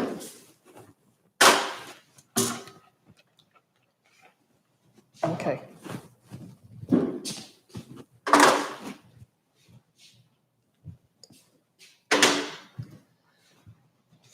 So we spoke about how the chocolate's made and the fact that it has cocoa butter in there. And when we buy a bag of chocolate, it's actually tempered. So we have to temper it to get it off the line. So if you didn't untemper the chocolate, you would still have temper chocolate. So we're going to look at what happens when we temper the chocolate and why sometimes you can get away with not untempering it, so you can just use the chocolate. So what is it that we need to temper? We need to temper the cocoa butter that's in the chocolate, because this is a polymorphic fat. It can set in lots of different forms. There's an argument whether it's 4 forms or whether it's 6 forms, but you know, it is very clever. And it sets at different temperatures. So if we just melted chocolate, so 40, 45, and we just poured it out onto a piece of paper and left it, what you find is you get like swirls of white happening, or you get circles of spots happening. And what's happening there is the different fats are setting at different stages. And if they set at different stages, they don't set very uniformly, and then they are very crumbly. They're not very nice. So we want to temper the chocolate so that it's not crumbly, and when you touch it, it doesn't melt. So what we're looking for is the chocolate becomes touch resistant. It gets shrinkage because, again, as the cocoa butters become uniformed, they shrink into each other. We want that hardness and snap that we always associate with a really good piece of chocolate. We want that lovely gloss. I mean, that's what we spend our lives trying to get, that high shine on the edge of your chocolate. And we want to get the bloom resistance. We don't want fat bloom or sugar bloom happening too quickly on our chocolate. All chocolate will eventually bloom. That's what it wants to do. But we need to stop it and we need to control it. So that's what we're doing when we're doing the tempering. So Claire, I'm going to go on to the cocoa butter. So here, in here, I've got some cocoa butter, and it is beginning to cool down already. So it's a creamy colour. But I might just give it a ping in the microwave, because what I want to show you is what happens to the cocoa butter in the chocolate.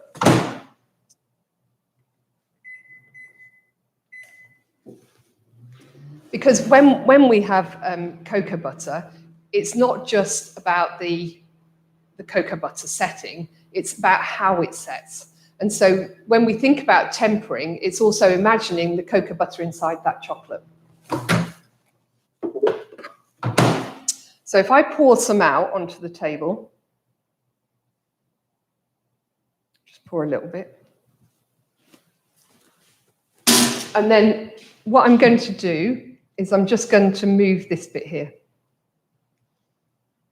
I'm just going to give it movement. And so I'm actually cooling and giving movement to that middle bit, whereas the 2 bits at the side, I'm just leaving. And so what you'll see is this bit will start to set and start to crystallize before the other 2 end bits. And so if we imagine if we were tempering on the table, this is what we're doing to the chocolate. You know, when the chocolate's on the table and we're moving it around, this is what's happening inside that chocolate. That cocoa butter is starting to crystallize and starting to get a form. So you can see already, yes, you can see that middle bit, can't you, is starting to go a lot whiter. So what will happen is this will set first. The other 2 will set, but they'll set slower. And when I press my finger into it, this will just melt, whereas this should be harder. And it should actually start to crack, you know, as it contracts away from the actual piece of plastic that I've got it on. So I'm just going to, you see that? You can really see the difference, can't you? Okay, I'm going to leave that and let it do its thing. But I think this is a really good way to explain to students what's actually happening in the chocolate, because when you pour it out onto the table, you say that we are cooling down the chocolate and we're creating the crystals. But how are we creating them? But by doing this little method here, you can actually see that that movement and the cooling is actually changing the structure of the cocoa butter. So if we just have another quick look down, Claire. Yeah, can you see already, like this is starting to set, whereas these 2 are still liquid. And it is better to do it on a piece of plastic or something, because otherwise it's all over your bench and you can't use it. So I'm going to move that out of the way. Okay, we'll go back to the slides. So, like we said, we need the chocolate to be pre-crystallized to give us all those qualities on that slide that we've just spoken about. So here, this is a great slide. That top one is showing you an untempered piece of chocolate. So you can see that there's lots of big gaps in between the actual shard bits. And when that comes together, it comes together and it leaves holes where those gaps are. It doesn't shrink in, it doesn't meet. Whereas the one before, the stable crystal, you can see it's got loads of thin lines and loads of areas for that to knit together. So you can imagine when those two are knitting together, you can see why you can get that snap and why it's so tight. And that also means that when it shrinks, we can actually get the stuff out of the molds. Because I don't know whether you've ever done chocolates and you're tapping and they just don't come out of the mold. And that is because actually the chocolate that's in there hasn't had enough crystal in there. It's got too much. The top one and the bottom one is not there. So it's not shrank. And that's a real problem because then, you have to heat the molds up again to try and get the chocolate out. And it's a real mess. So it's always really important to do a test beforehand. Right, we're coming back to our little thing again. So you can see that one, solid. This one, still really soft and squidgy. And that just shows you what that little bit of movement really does inside that chocolate. I think it's a really good illustration. Now this, like I say, will set over time. I'll leave it for a bit longer. And you will start to see different areas setting as the different cocoa butter set at the different temperatures. Okay, so when I'm talking about these cocoa butter crystals, if you look on that graph there at the side, you see the different Greek letters. I don't know why it was named in Greek, but it was. So you've got your gamma, your alpha, your beta prime, your beta 5, and your beta 6. Now, the one we want that is the good crystal that's going to give us that snap and that shine and that contraction is the beta 5. So all tempering is about is making sure that you have got the beta 5 crystal in your chocolate. Now, at the side there, we've got the working temperatures. So, whenever you see this graph on the side of the bags, it will give you this temperature curve. So what it's saying is we need to start at 45 to melt all of those cocoa butter crystals and make sure that they've all disappeared.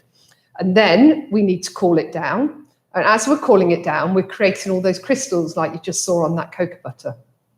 But some of those lower crystals we don't want because they will give us bloom and characteristics that we don't want. And it's really difficult to work with because it's so cold. So we want to bring it back up to 31, 32 for dark chocolate. And that will give us the flow rate that we want. And it will also give us the shine, the snap, and the contraction. Simple as that. But if you're working with milk chocolate, we go degrees lower, and white chocolate at degrees lower again. And if you're working with ruby chocolate, we work at the milk chocolate temperatures. Now, these are just starting points. And everybody gets really hung up on whether their chocolate is at 31, 32, whatever.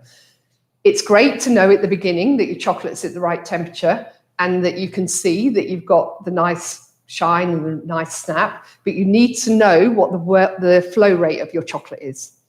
Because as we keep the chocolate and as we keep it for longer, more of those cocoa butter crystals are going to be forming. And what actually happens is they carry on forming and they thicken the chocolate. So if we had the chocolate in a melting tank and we left it in there for an hour, 2 hours, and it was at 31, 32, you would come back to it and it would be totally thick. And the first time it happened to me, I didn't know what had happened. I thought moisture had got into it or something because it had thickened it that much. But when you take the temperature of it, it says 31, 32. So to be able to work with it, you have to increase the temperature a little bit. So you'll be warming it up slightly and you'll most probably go up to 32, 33. And then if you work with a bit longer, you'd be 33, 34. And it's only when you get up to 35 that that fat disappears and melts, and therefore you lose all the crystals. So for somebody that has a wheel machine, that's working with the wheel machine all day, for the first couple of hours, it's lovely and fluid, their chocolate. And then they find that they have to use a heat gun to get it back to the flow rate that they started with, or you're naturally using some of that chocolate.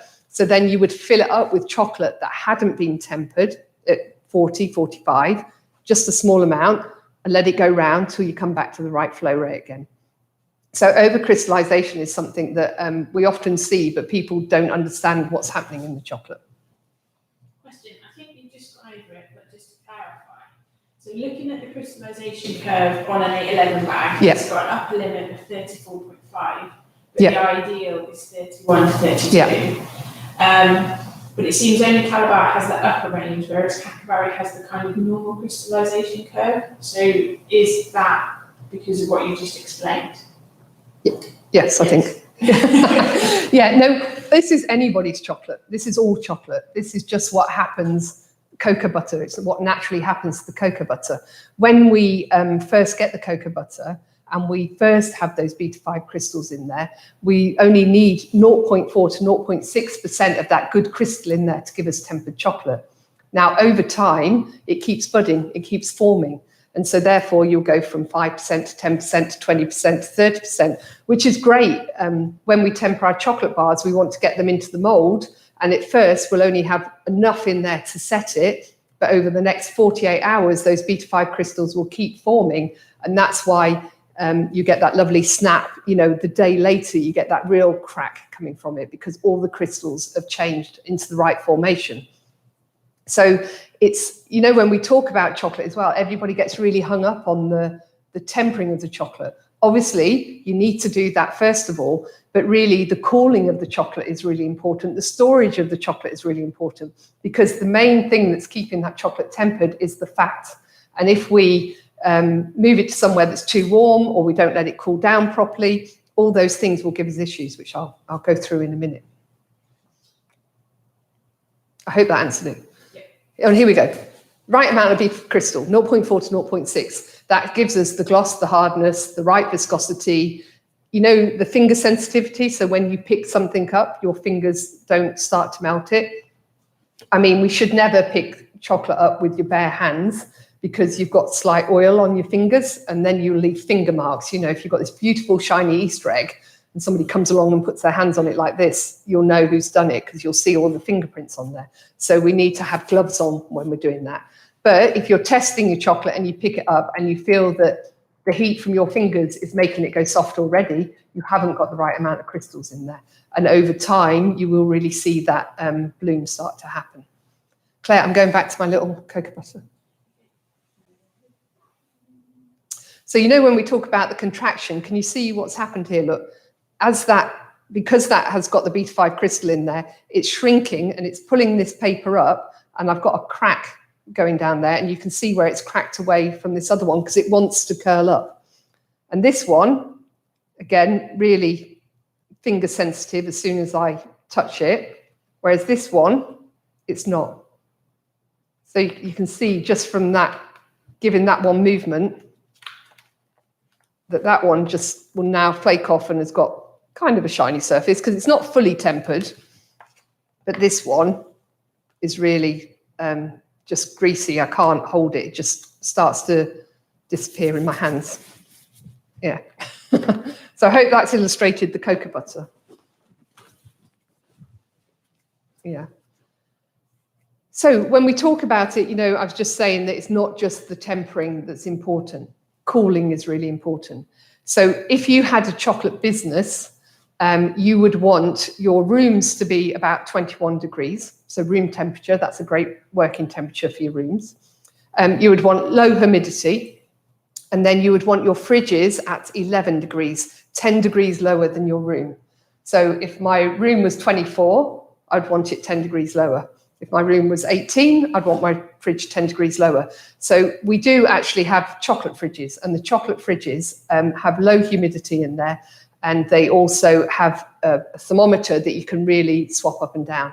So we get our chocolate fridges from Angel Refrigeration, and they've got some beautiful chocolate fridges that can actually be chocolate fridges one day, but if you wanted them to be pastry fridges, we can equally turn them into a pastry fridge. So if I wanted it to go down to 5 degrees and I wanted to up the humidity, I can do that. So it really gives you the options depending on what you're working with, which we find really good.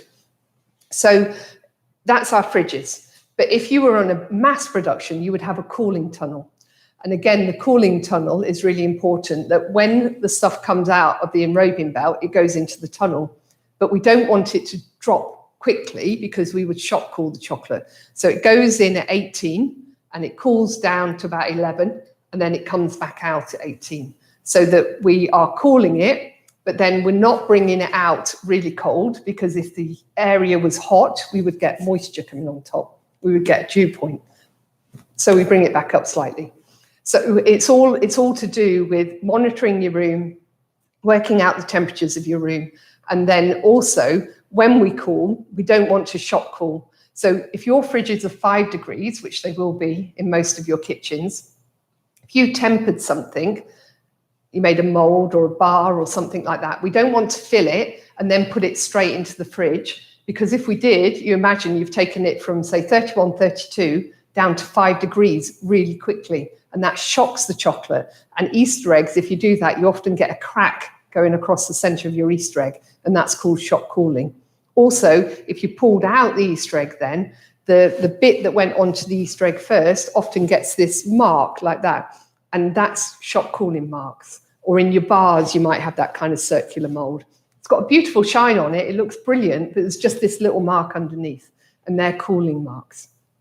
So we try to avoid that by filling our molds and then leaving them on the side for 10 minutes or so, just for that heat to start to disappear, and then we put it into the fridge. So you've had a much gentler cooling curve, and that should avoid any cracking or any cooling marks on your chocolate. Sometimes if you're doing it at home, I know in my old house, my dining room was a lot cooler than my kitchen. So I would work in my kitchen, I would do my chocolates, and then I would move them to my dining room because it was 10 degrees cooler, and then I would put them into my fridge. So it's just working out wherever you are. Although we've had quite a few customers the last couple of weeks with really bad cooling problems going on, and they didn't know what it was. And we're like, what's the temperature of your factory that you're working in? And they were in like -1, you know, like their factory had no real heating in it. And so they'd got their wheel machines and they were making chocolate bars. Of course, it was way too cold. I mean, the chocolate was thickening quickly, so they were getting bubbles. And also when it was going into those molds were really cold as well. So they were getting that shock cooling happening. So we had to get them to get little electric fan heaters in there to try and get the heat up, but also have a warming cabinet for their molds. So the molds were at 21, 22, so that when they brought them out of that and put the chocolate on, we weren't shock cooling the chocolate. So cooling is really important as well. And then the storage. So as we said before, so always store your chocolate in a cool, dry place. Humidity is a really bad enemy of chocolate. You want to store chocolate between 12 and 18, depending on whether they've got fillings or not, will depend on the temperature. And it wants to be a constant temperature, because that cocoa butter, if it warms up, it will soften. And then if it cools down again, it will harden. And again, sometimes you've got chocolates that were perfect, but because it was stored in an area that wasn't very good, it's changed its shape, it's changed its format, and therefore you can get some like blooming happening. Another thing is when we store our chocolate in our bags, again, you don't want to store it somewhere really warm. So often in the summer, we get complaints from customers when they've opened the bag up and when they look at the chocolate colettes inside, they've got like a white film over them. You got a picture? Not that one. B6. Okay. No, you're showing them all the pictures. just come down onto my tray. So you see this chocolate in the corner here. This one it's got like a white film over it. There's nothing wrong with it, but because it's been stored badly, so it was warmed up and then it was cooled back down again, the cocoa butter has risen to the top. And then if I warm it with my hand, which you wouldn't do, you know, for all your chocolate, but if you warm it with your hand, you see that the white film disappears. So we know that the cocoa butter has just come to the top. So what's happened here is we talked about a beta 5 crystal. This chocolate has now turned to a beta 6 crystal. Now, a beta 6 crystal melts at a higher temperature than our mouth. So it melts at about 37, 38. So if you've ever taken chocolate straight out of the bag, you know, the big bags that they come in, and you've eaten it and it feels cold and dry in your mouth, that's what's happened. It's moved to the next beta crystal. And so if you melted that, retempered it, you'd bring it back down into a beta-5 crystal and it would be fine. So there's nothing wrong with your chocolate, but sometimes people go, oh my God, it's gone really like dry and cold and a bit crumbly. It's just moved to the next beta crystal. So melt it, temper it, have a look at it, and then if it's still bad, there's a problem. But often it's just to do with storage, that's what's happened to it. Or if the chocolate's becoming towards the end of its shelf life, that might also happen. Because the shelf life on dark chocolate is 2 years. So you imagine when it's first tempered, it's that lovely fresh melting point of 35, so that's brilliant. But as it gets older, it can go up to the beta-6 crystal as well. And so the melting point might be 36, it might be a bit higher. So that's what happens. On this tray as well, while we're here, we've got some that's untempered. So Claire's got a picture as well for you in a minute, but you can see all that white mottled look. That's untempered chocolate. And on the back as well, that's just where all the cocoa butter crystals have set at different times in different ways. And when we break that chocolate, you see it just looks really crumbly inside. So it wouldn't be nice to eat. It wouldn't taste very good. So that's it in a big bar, untempered. And look at the back of that. It just looks really bad. And again, you know, sometimes you've had chocolate that's been in the car or next to a window.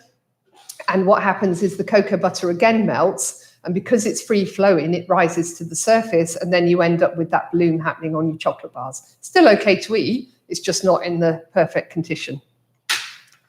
This one here is over crystallized. So remember when we said if you temper your chocolate and then you just leave it in the heat and work with it, say 1 hour, 2 hours later, this over crystallization happens. And what you end up with is bubbles. You can't really see it on that one, but you can on that ruby. You can see all those bubbles in there. And that's happened because the chocolate has started to thicken and it's not fallen down into the lines very well. It's bubbled everywhere. But what also happens with the overcrystallization is because there's so many crystals in there, it doesn't shrink. And so trying to get it out of the mold sometimes is very difficult as well, because you haven't had enough room in there for the crystals to shrink. So that's the overcrystallization. Okay.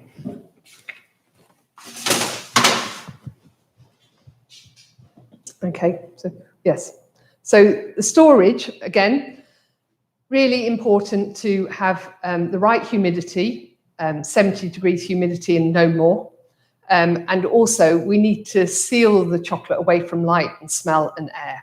So if we kept that chocolate next to washing powder tabs or something like that in the dry stores and the bag was open, it would taste like washing powder tabs, which again is really good if you want your students to realize how sensitive chocolate is to flavor. Just put a washing powder tab near it and it takes on that flavor. But equally, cheese, onions, anything like that, it would take on the flavor, which is great if we're wanting to flavor chocolate. So if we wanted to make a chili chocolate or a ginger chocolate or something like that, we could take cocoa butter, say 5 to 10% of whatever the amount of chocolate is you're wanting to flavor, and we can add flavor into there. So you could add your cardamom, you could add your chilies and all that lot, leave it in the cocoa butter, melt it, put it in, and then let it set, and then melt it again a day later, 2 days later, strain it off. And what you'll find is all that flavor has gone through into the cocoa butter that then you can add into the chocolate and it will give the flavor. You know, when you get those chili bars that have the chili flakes in there and it's really horrible, you can get that lovely chili flavor going in there without having the chili flakes there, just that lovely background flavor. Or you could put the cardamom pods into your chocolate, backpack them, put them in a warming cabinet so that the chocolate stays liquid. And then before you use the chocolate again, strain it all off. We do the Outwell Soul chocolate with star anise, and that is beautiful, you know, because you get the raspberry notes and things like that. And you put the star anise in there as well, and it gives that lovely star anise flavor into your chocolate, which is really nice in a chocolate bar.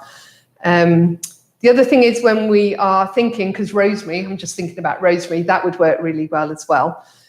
But if you're using herbs, especially if you're using from the garden, you need to make sure that you've pasteurized them, put them in the microwave for a minute or not even a minute, a couple of seconds to kill any bacteria.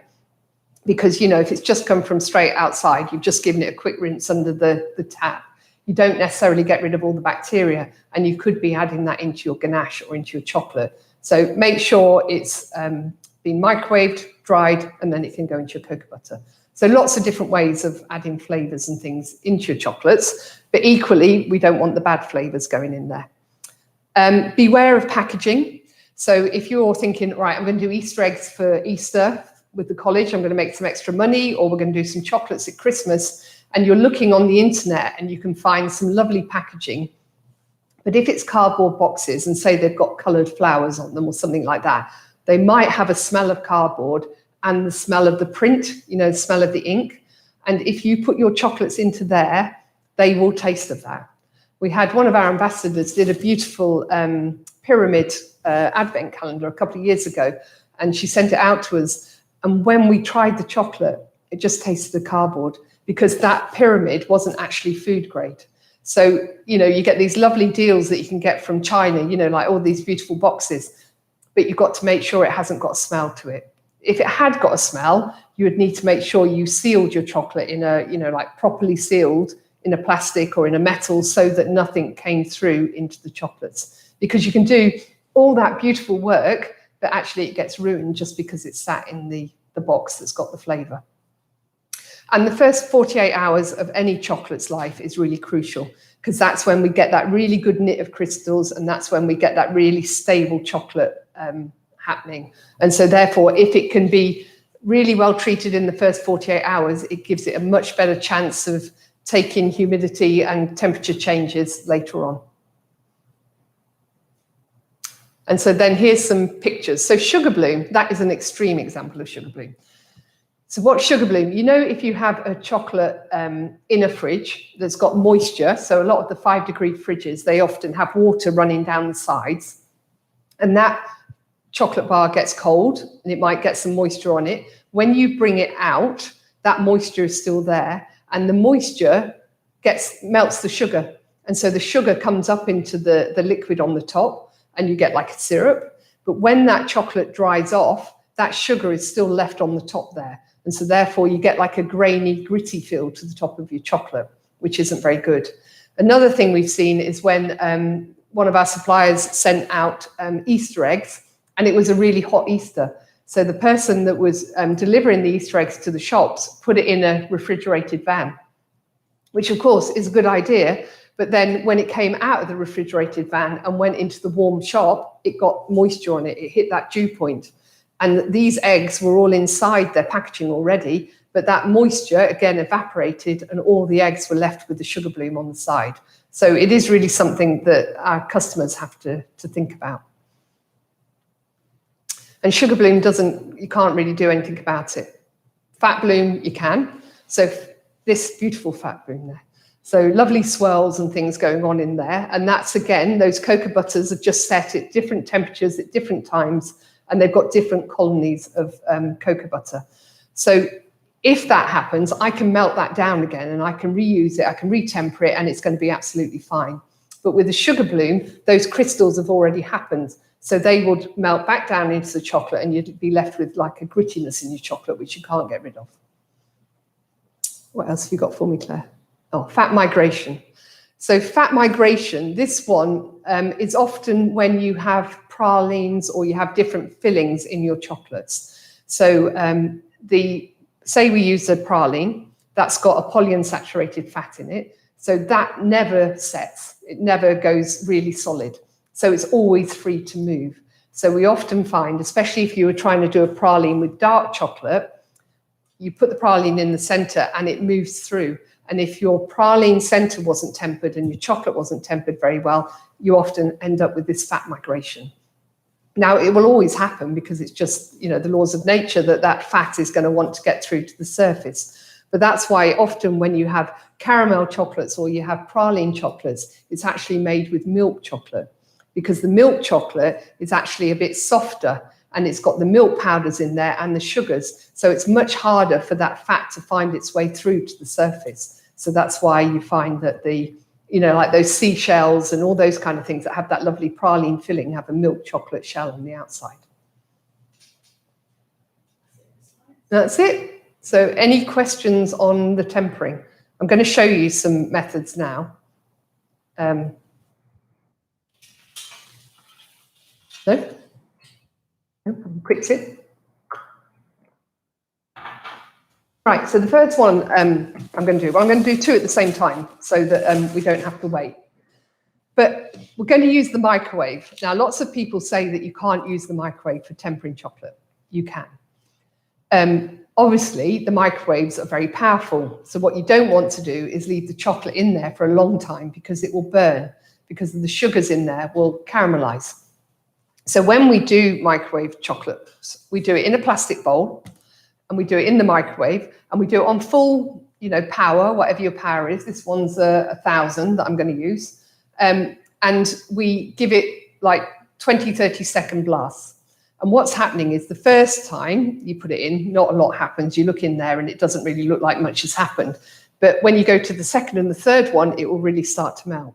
But you do need to make sure that you mix the chocolate in between, because otherwise you get pockets where it will burn. And if you've ever smelt burnt chocolate in a microwave, it hangs around forever. You really know when you burnt it in there. So let's hope I don't do it today. So I'm going to put it in. Put it on for 1 minute and start. The other thing I'm going to do is I'm going to seed some chocolate. So these are both ways that we can temper our chocolate. So this one, I've already melted the chocolate. So here, this chocolate has been in my chocolate temperer, and it's been in overnight, and it's at 45 degrees. So everything is melted. There is no cocoa butter crystals in there. They're all in a liquid form.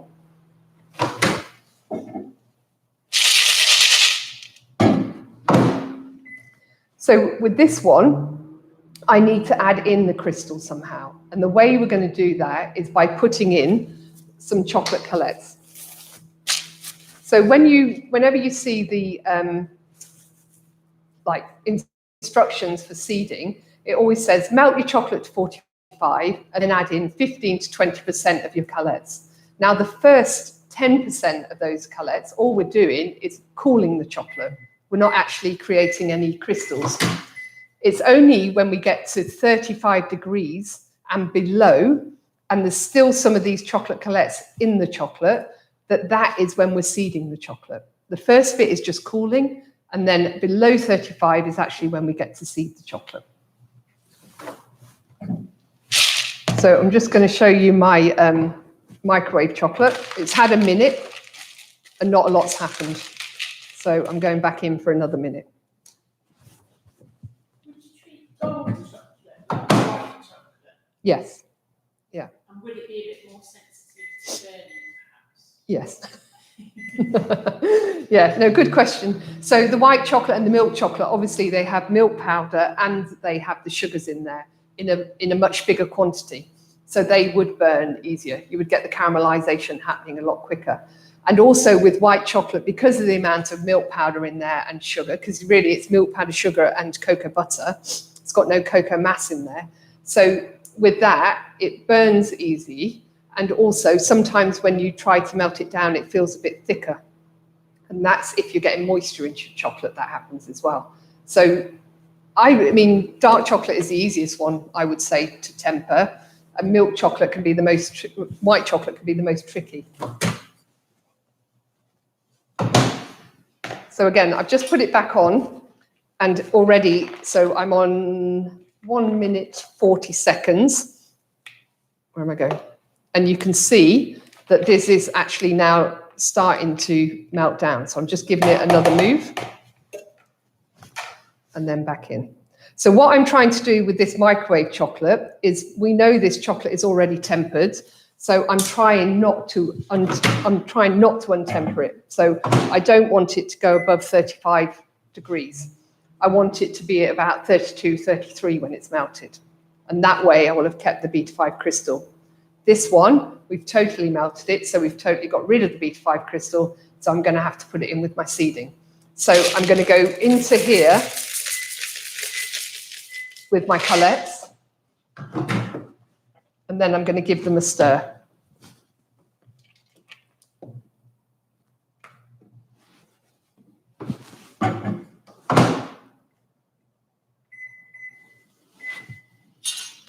So I'm just going to start stirring them around.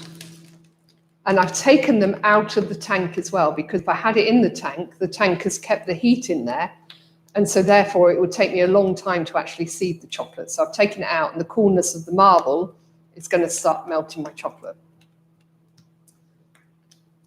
And then I'm just going to keep stirring them. I'm going to watch how quickly they start to melt, because if they start to melt too quickly, then I'm going to need to add more in. But I think while I've been chatting, this has cooled down quite a bit already. It's very cold. It's very cold. So I might have added too much in. But again, you know, if you're melting the chocolate and you're doing it on a bain-marie on top of a stove, because that's what you've got a metal bowl. Again, you've got to be careful, because if you take it, you melt it, your dark chocolate might be at 60 or 70 or 80 sometimes when it comes off, and then you add 15 to 20% in there. And all that's going to happen then is that 15 to 20% is going to cool it down, but it will cool it down to about, I don't know, 50 or 60. It's not actually going to have done any of the seeding that you want it to do. And that's when we get lots of questions saying, well, I did exactly what you said and it didn't work. And so our questions are always, first of all, well, how did you seed your chocolate and what method are you using? Because you can use the bain-marie, absolutely. What we would do is we would boil the water and turn it off so that there was no steam coming up from the side. And then we would check the temperature. And if it was a bit too hot, we would let it cool down. And then when it got to 40, we would start seeding it. So I'm just going to go back into my tank for a minute. Bring out my microwave. So we see here, this now is starting to melt. And so what I want to do is give it a really good stir and mix, and then assess and see what I think. Because then we also always use a heat gun or a hairdryer, depending what you've got. Because you'll get to the stage where there'll be a few little bits left that if you went back into the microwave, you might overheat it, and we don't want that.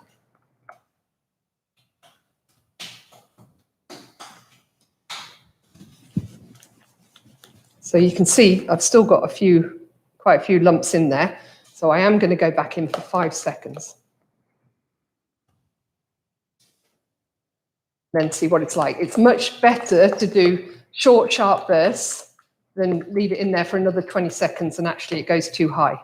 Because once you've taken it above 35, you have to seed it. You have to do another method with it. I'm going to count 5.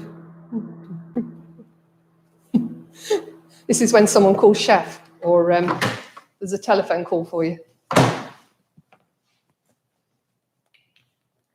Right, so you see 5 seconds in there, and that's really changed it. So then give it a really good stir, get rid of any of those lumps.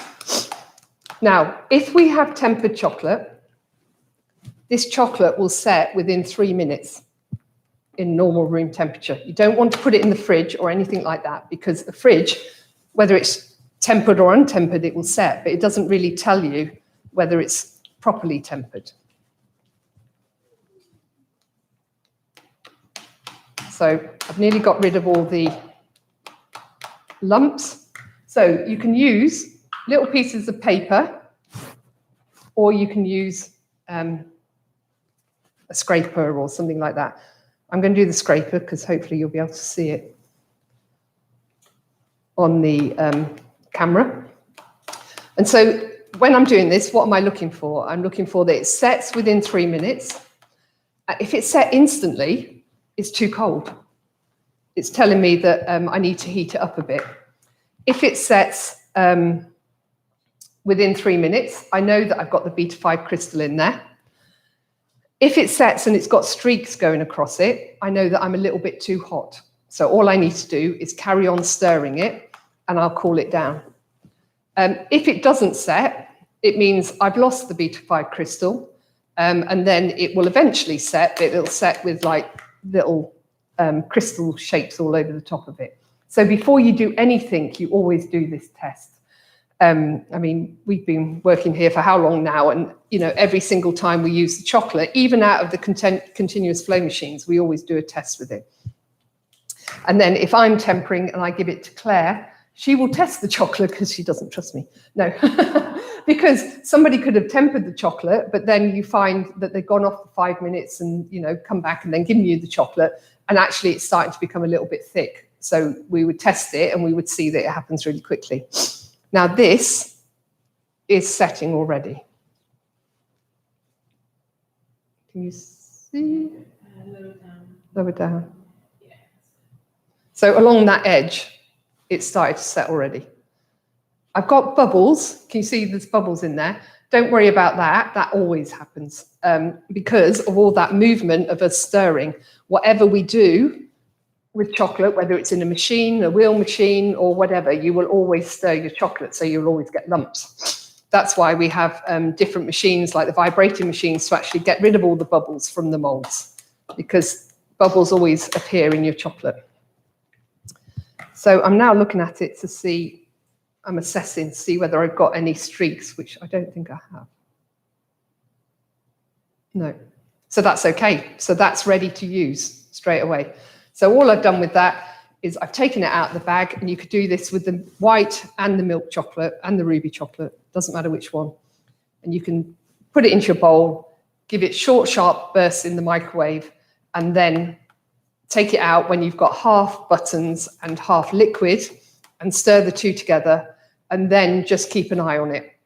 A couple of seconds in, give it a stir, a couple of seconds. It's much better to do it like that. Now, I've done it in this bowl, but equally, I could have done a teacup of it. Do you know what I mean? Like, I could have done a tiny bit if I just needed to write a birthday plate or something like that.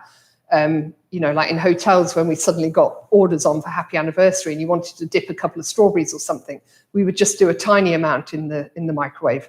But equally, I could do a much bigger bowl. Obviously, it would take longer, but you can still do it.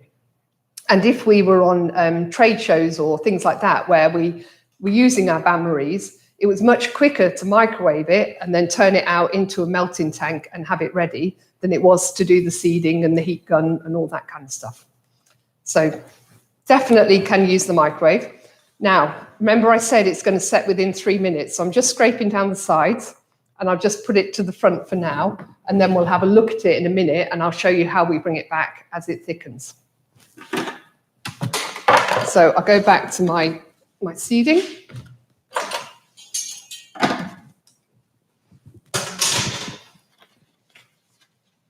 Now this one, I put too much crystal in there because obviously it had started to cool down as I was doing it. So what I want to do is I want to check that actually I have got the Beta 5 crystal. So this time I'm going to do it on paper like I would do with the students. So we just get a piece of paper, we just tap it into the top like that, take it off, and then place it down again. Now, if this happens, that I've got too many crystals, what I'm going to do is I'm going to use the heat gun. So it's going to be noisy. I've got a heat gun, which is a paint stripper. So we use paint strippers for the intense heat. And then we also use some little hair dryers if we want a gentle heat. But when you're doing seeding, you need more heat, but you don't want to burn the chocolate. So you don't want to leave it in one place because it could burn really easily. So you want to be stirring it as you do it.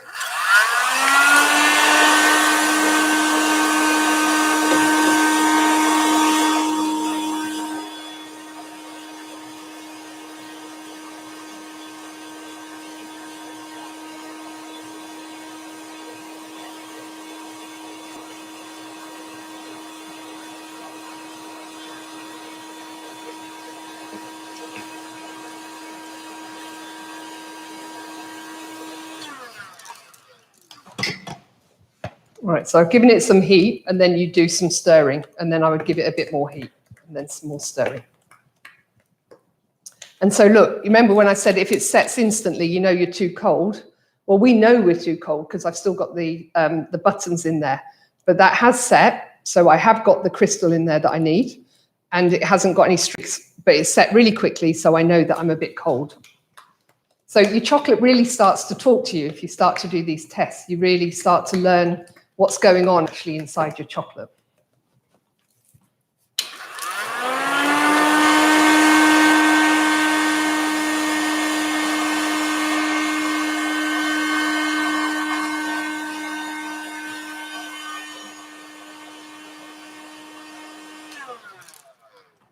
So again, we'll keep on heating, keep on stirring until we get to a nice fluid chocolate. And remember, the seed is coming from those actual colours. Because they're tempered, they do have the beta-5 crystal in there, so they're releasing the beta-5 crystal into the chocolate, and that's what's tempering the chocolate. So if we took some chocolate, melted it to 45, and just left it sat on the side and let it cool down to 27, and then we put it in a warm place and warmed it up to 31, we've done the tempering curve, but we wouldn't have tempered chocolate because it needs this stirring, it needs this movement as well to give you even crystals all the way throughout. You would have some tempered chocolate in that chocolate, but only pockets of it.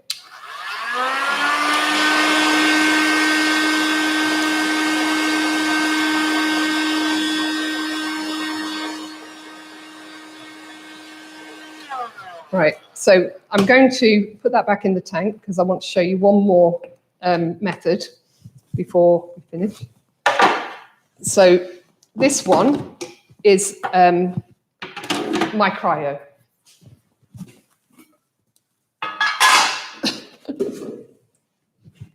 I've got the opposite here. Best laid plans, this one's set. Can you get me some more chocolate? So Claire's going to get me some more chocolate. So with my cryo, what we want to do is this is freeze-dried cocoa butter.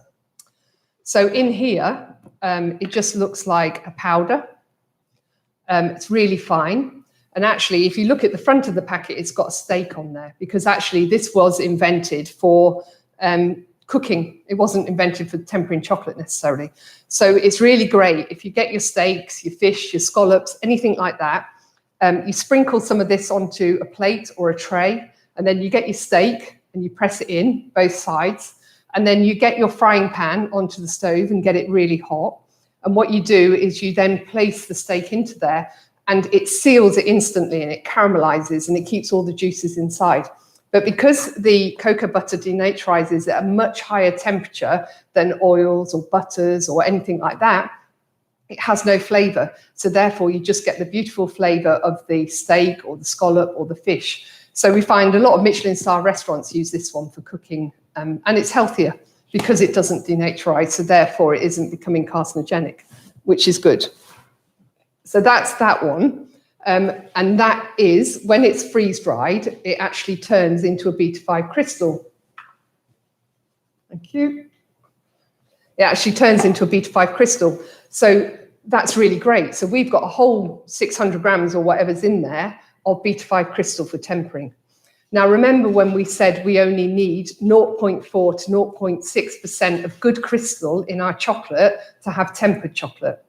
So if we have a kilo, have I got a kilo? Yes. If we have a kilo of chocolate, yeah, just checking. If we have a kilo of chocolate and we add in 0.4 to 0.6%, that would be 6 grams or whatever. But we always say put in 1%. So you put in a little bit extra. So I've got 10 grams of my cryo there.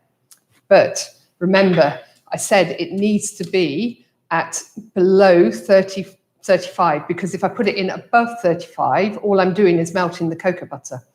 So that's when you definitely need a thermometer. The other two ways I could do with just my paper and my scraper, I could find out. But with this, I definitely need the right temperature. So because this has just come out of the machine,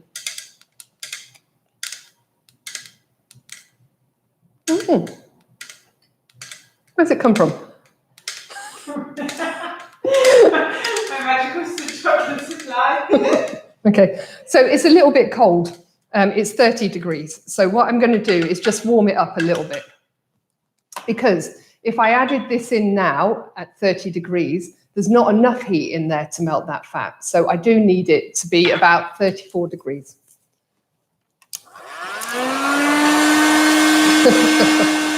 Or I could have just got away with it.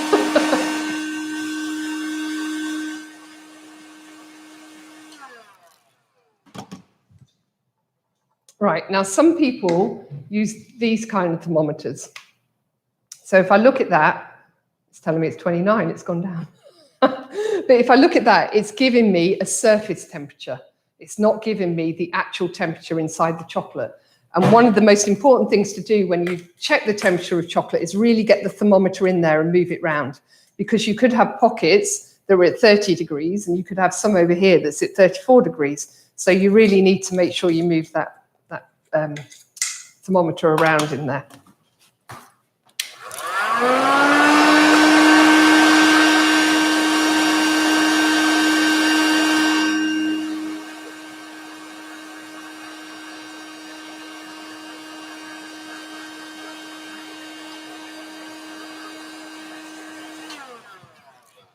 Okay, now let's see.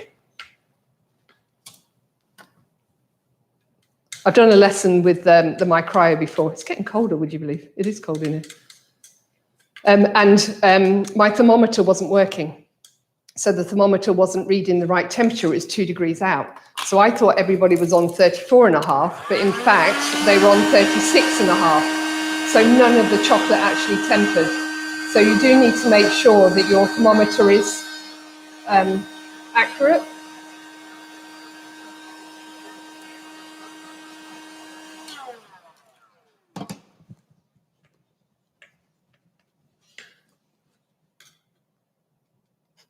I'm going down.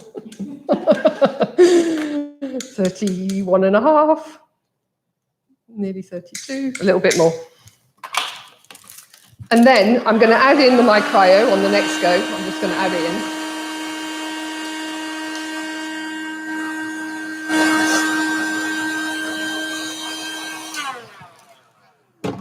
Right, now when I add it in, if it's too cold, like I say, you'll see the little lumpy bits. But if you did get them, then you can use the heat gun to get rid of them. So we just add it all in and give it a stir. And then you need to cool it down as you would normally. So now I need to get that back down to 31, 32. But because it's got the beta 5 crystal being put into it, I don't need to do the tempering. So this one, again, if you're in a restaurant and you've only got a small amount of space, it's really good. Because you just need your bowl, you warm your chocolate up, and then you add in the 1% of My Cryo, and then you keep stirring it, but you just leave it on the side for it to cool down a little bit, and then you can use it. So we find that this one, especially if we don't know the flow rate of the chocolate, if we don't understand the chocolate, it's a good one to start with, because we know we've got the beta 5 crystal in there. I mean, over time, you get to know all of your chocolates, and you go, oh yeah, that looks good. But those people that tell me they can look at a chocolate and say that it's tempered, I don't believe them. Because, you know, chocolate cools down and it thickens. Anyways, it cools down, but that doesn't mean that it's got the right crystal in there. But if you know you've put the crystal in there and you see that it's starting to slowly thicken and you know what your flow rate is, you'll know that it's ready to go. So there's one other cocoa butter that I wanted to show you, and that's a lot of people now are using something called a magic tempera or an easy tempera. And what that is again, the cocoa butter we know is, if it's tempered, it's got the beta 5 crystal in it. So if you just took the cocoa butter crystals and you put them into a pot and you slowly melted it without taking it above 35, so you're always at about 34, 34.5, you will end up with like a thick butter. Thank you. So this one is our easy tempera. And in here, it's a bit cheaper than the big magic temperas. They're about £3,000. So in here, it keeps it at the right temperature. And then we have little pots in here. And then if you look inside, it looks like butter, creamy butter. And so now what people are doing is, instead of using the My Cryo, you could just have the normal cocoa butter colettes that you put into there, let them melt, give them a mix round, and then you just store it in here. And so that's always ready to go. But it's the same principle. You would add in 1% of that into your chocolate, and that would give you your tempered chocolate. But also, if you're making your ganaches and your pralines and things like that, you can add 1% into there as well to temper the pralines and to temper the ganaches. So this is the little machine. When it's on, it tells you the temperature and things like that. And you can fit about 6 pots in there of cocoa butters. It's also good for keeping your cocoa butter colours as well. It'll keep it the right temperature. Right, so I'm going to take the temperature of this chocolate. And we're also going to look back at the microwave chocolate I did. Right, so we're now at 31.7, 31.8. So in theory, I should have tempered chocolate. So again, we'll take another little test. Just take the paper. Julie, can you recommend a good chocolate that time? Well, I have one hidden here. Don't know whether it'll come around.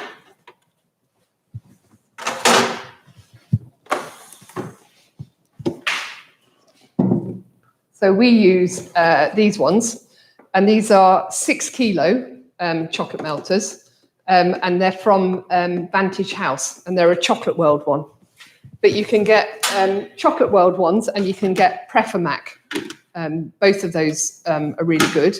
You do have to watch, because before we got the new academy, we did test a lot of them, and what you need is the temperature on the front. You want your chocolate to be that. Some of the tempering machines you get, they give you a temperature that your tank needs to be at to keep your chocolate at 31, and that all gets very confusing. We just want to be able to set it to 31 and know that our chocolate is kept at 31. But it's a 6 kilo tank.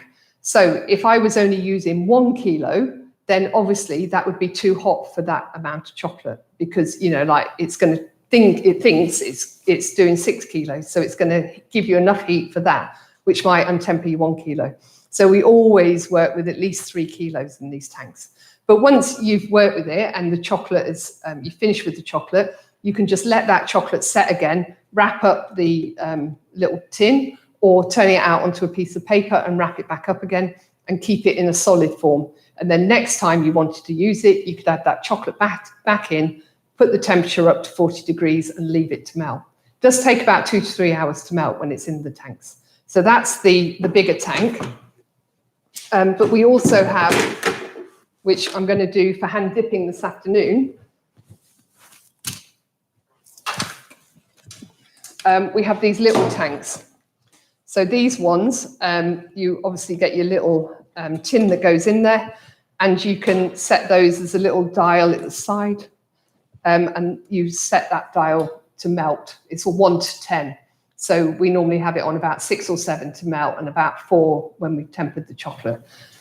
So again, but they're really good, because if you're hand dipping, those ones are quite big, and you want a full pot if you're going to hand dip, because you just want to be able to dip on the surface. So you'd need a lot more chocolate in the bigger tanks. So we use both of them. And I know that's a luxury. I know you're going to be saying that, I can't have both. But when we're using the chocolate molds, like the Easter egg molds and the bonbon molds, that one's better, because you can turn it over and tap out actually over the Banbury and then scrape it off. And you're not having to go onto a cold table or something like that, which instantly sets the chocolate, so you can only use it once. Whereas in there, we can keep heating it and we can keep using it. So if I was going to go for any, I would go for the bigger one. This one's all right for dipping lollies and hand dipping, but not very good for the molds. Right, we're just going to check the micryo. Now, it's okay if we go over, yeah, it's okay, but can you see there's actually a colour difference?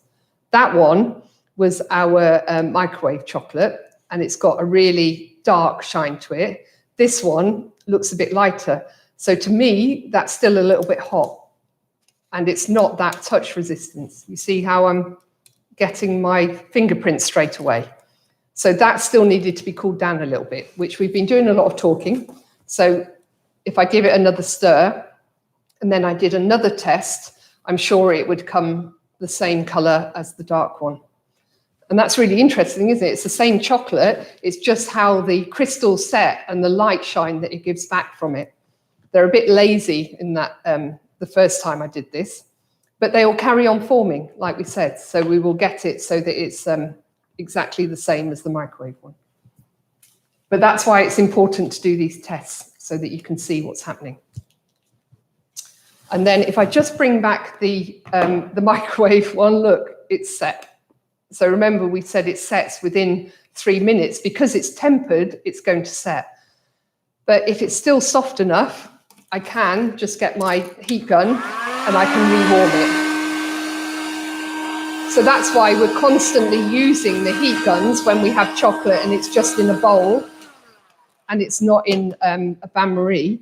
You really do need to, every couple of minutes, you just need to give it a little bit of a blast to bring it back. But then every time you've heated it, you also need to do a test because, you know, you could have overheated it. So test, test, test. That's what we say all the time.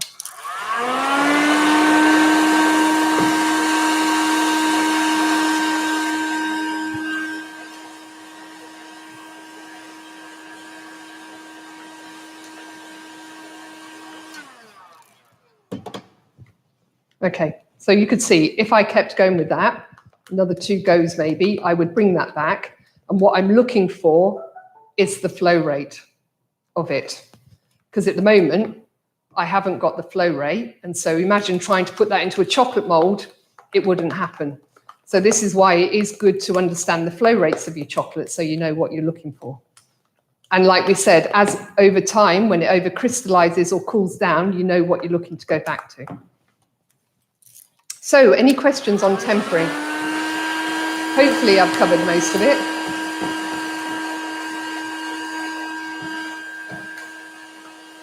They've been good to us today, Claire.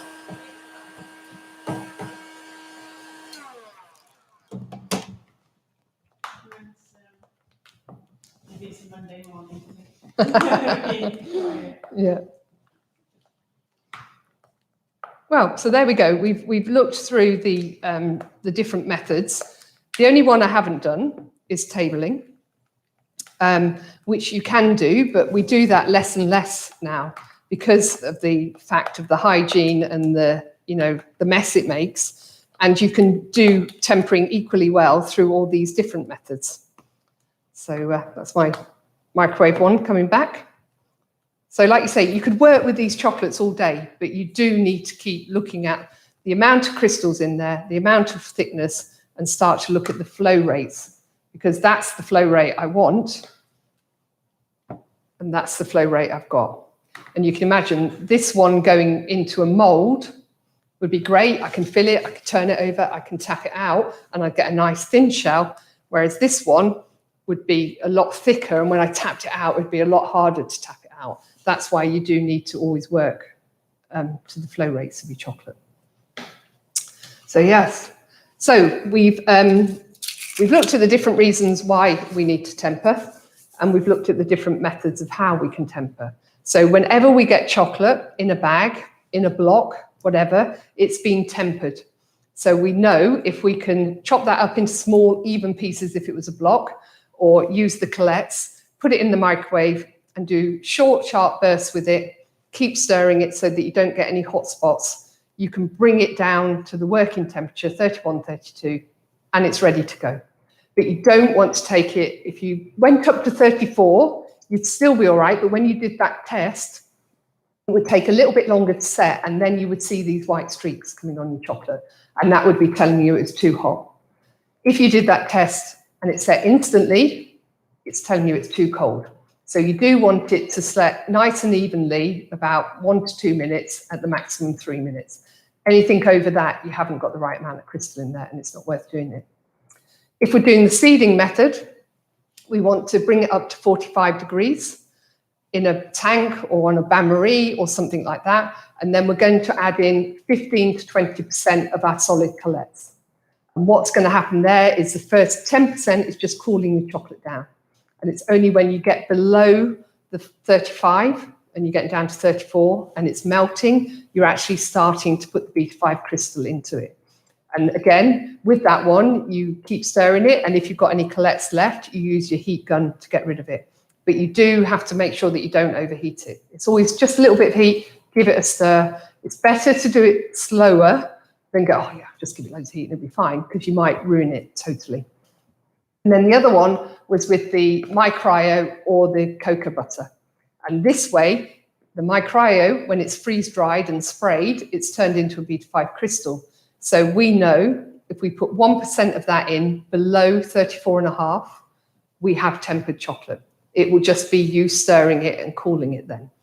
If you put it in at 35, 36, you've melted the fat, so it won't work because you've untempered the cocoa butter. So therefore, you could cool it down a little bit again and then add in another 1%, and that would work. That would work fine. The same if you use the easy tempera or the magic tempera, you know, the one that's got the soft butter.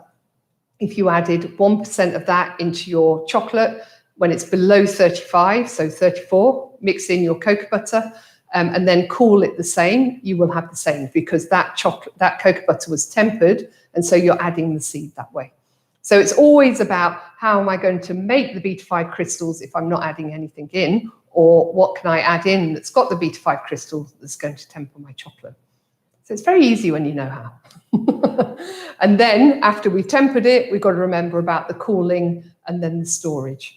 So tempering is the first bit you need to crack, obviously, but then you need to think about the environment that you're working in, and then you can make changes. You know, you can get a cooler in there, or you can get a heater in there, depending on the different temperatures of your room. And then you can think about your fridge. If you've only got a 5 degrees fridge, you haven't got a lovely chocolate fridge, what can I do? I can leave it outside to set for 10 minutes, so it's slowly cooling down. And then when it goes into my fridge, it will do the rest. So it'll be a nice cooling curve, rather than taking it from 31, 32 to 5. And that's a sharp curve, and that will knock the crystals and you won't get a very good crystallization. So once you understand all of these things, you can work out where you are, what the situation you're in, and which method is better to use. And then also, if something went wrong, equally, you've got all of those different bits of knowledge. So you can go, well, why didn't it come out the mold? Maybe it wasn't tempered enough. Was my area that I cooled it in too hot? So therefore, actually, the heat didn't come away from the mold and it untempered itself. Did it crack because it was too cold? But you start being a chocolate detective, and that's what Claire and I spend a lot of our time doing. When people send us photos, my chocolate's not working and this is what it looks like. Right, okay, right. Looks like it's got fat bloom. Looks like it's got a grey sheen. Looks like it was over crystallized. All those kind of things. You start to be able to work out what's gone wrong with your chocolate.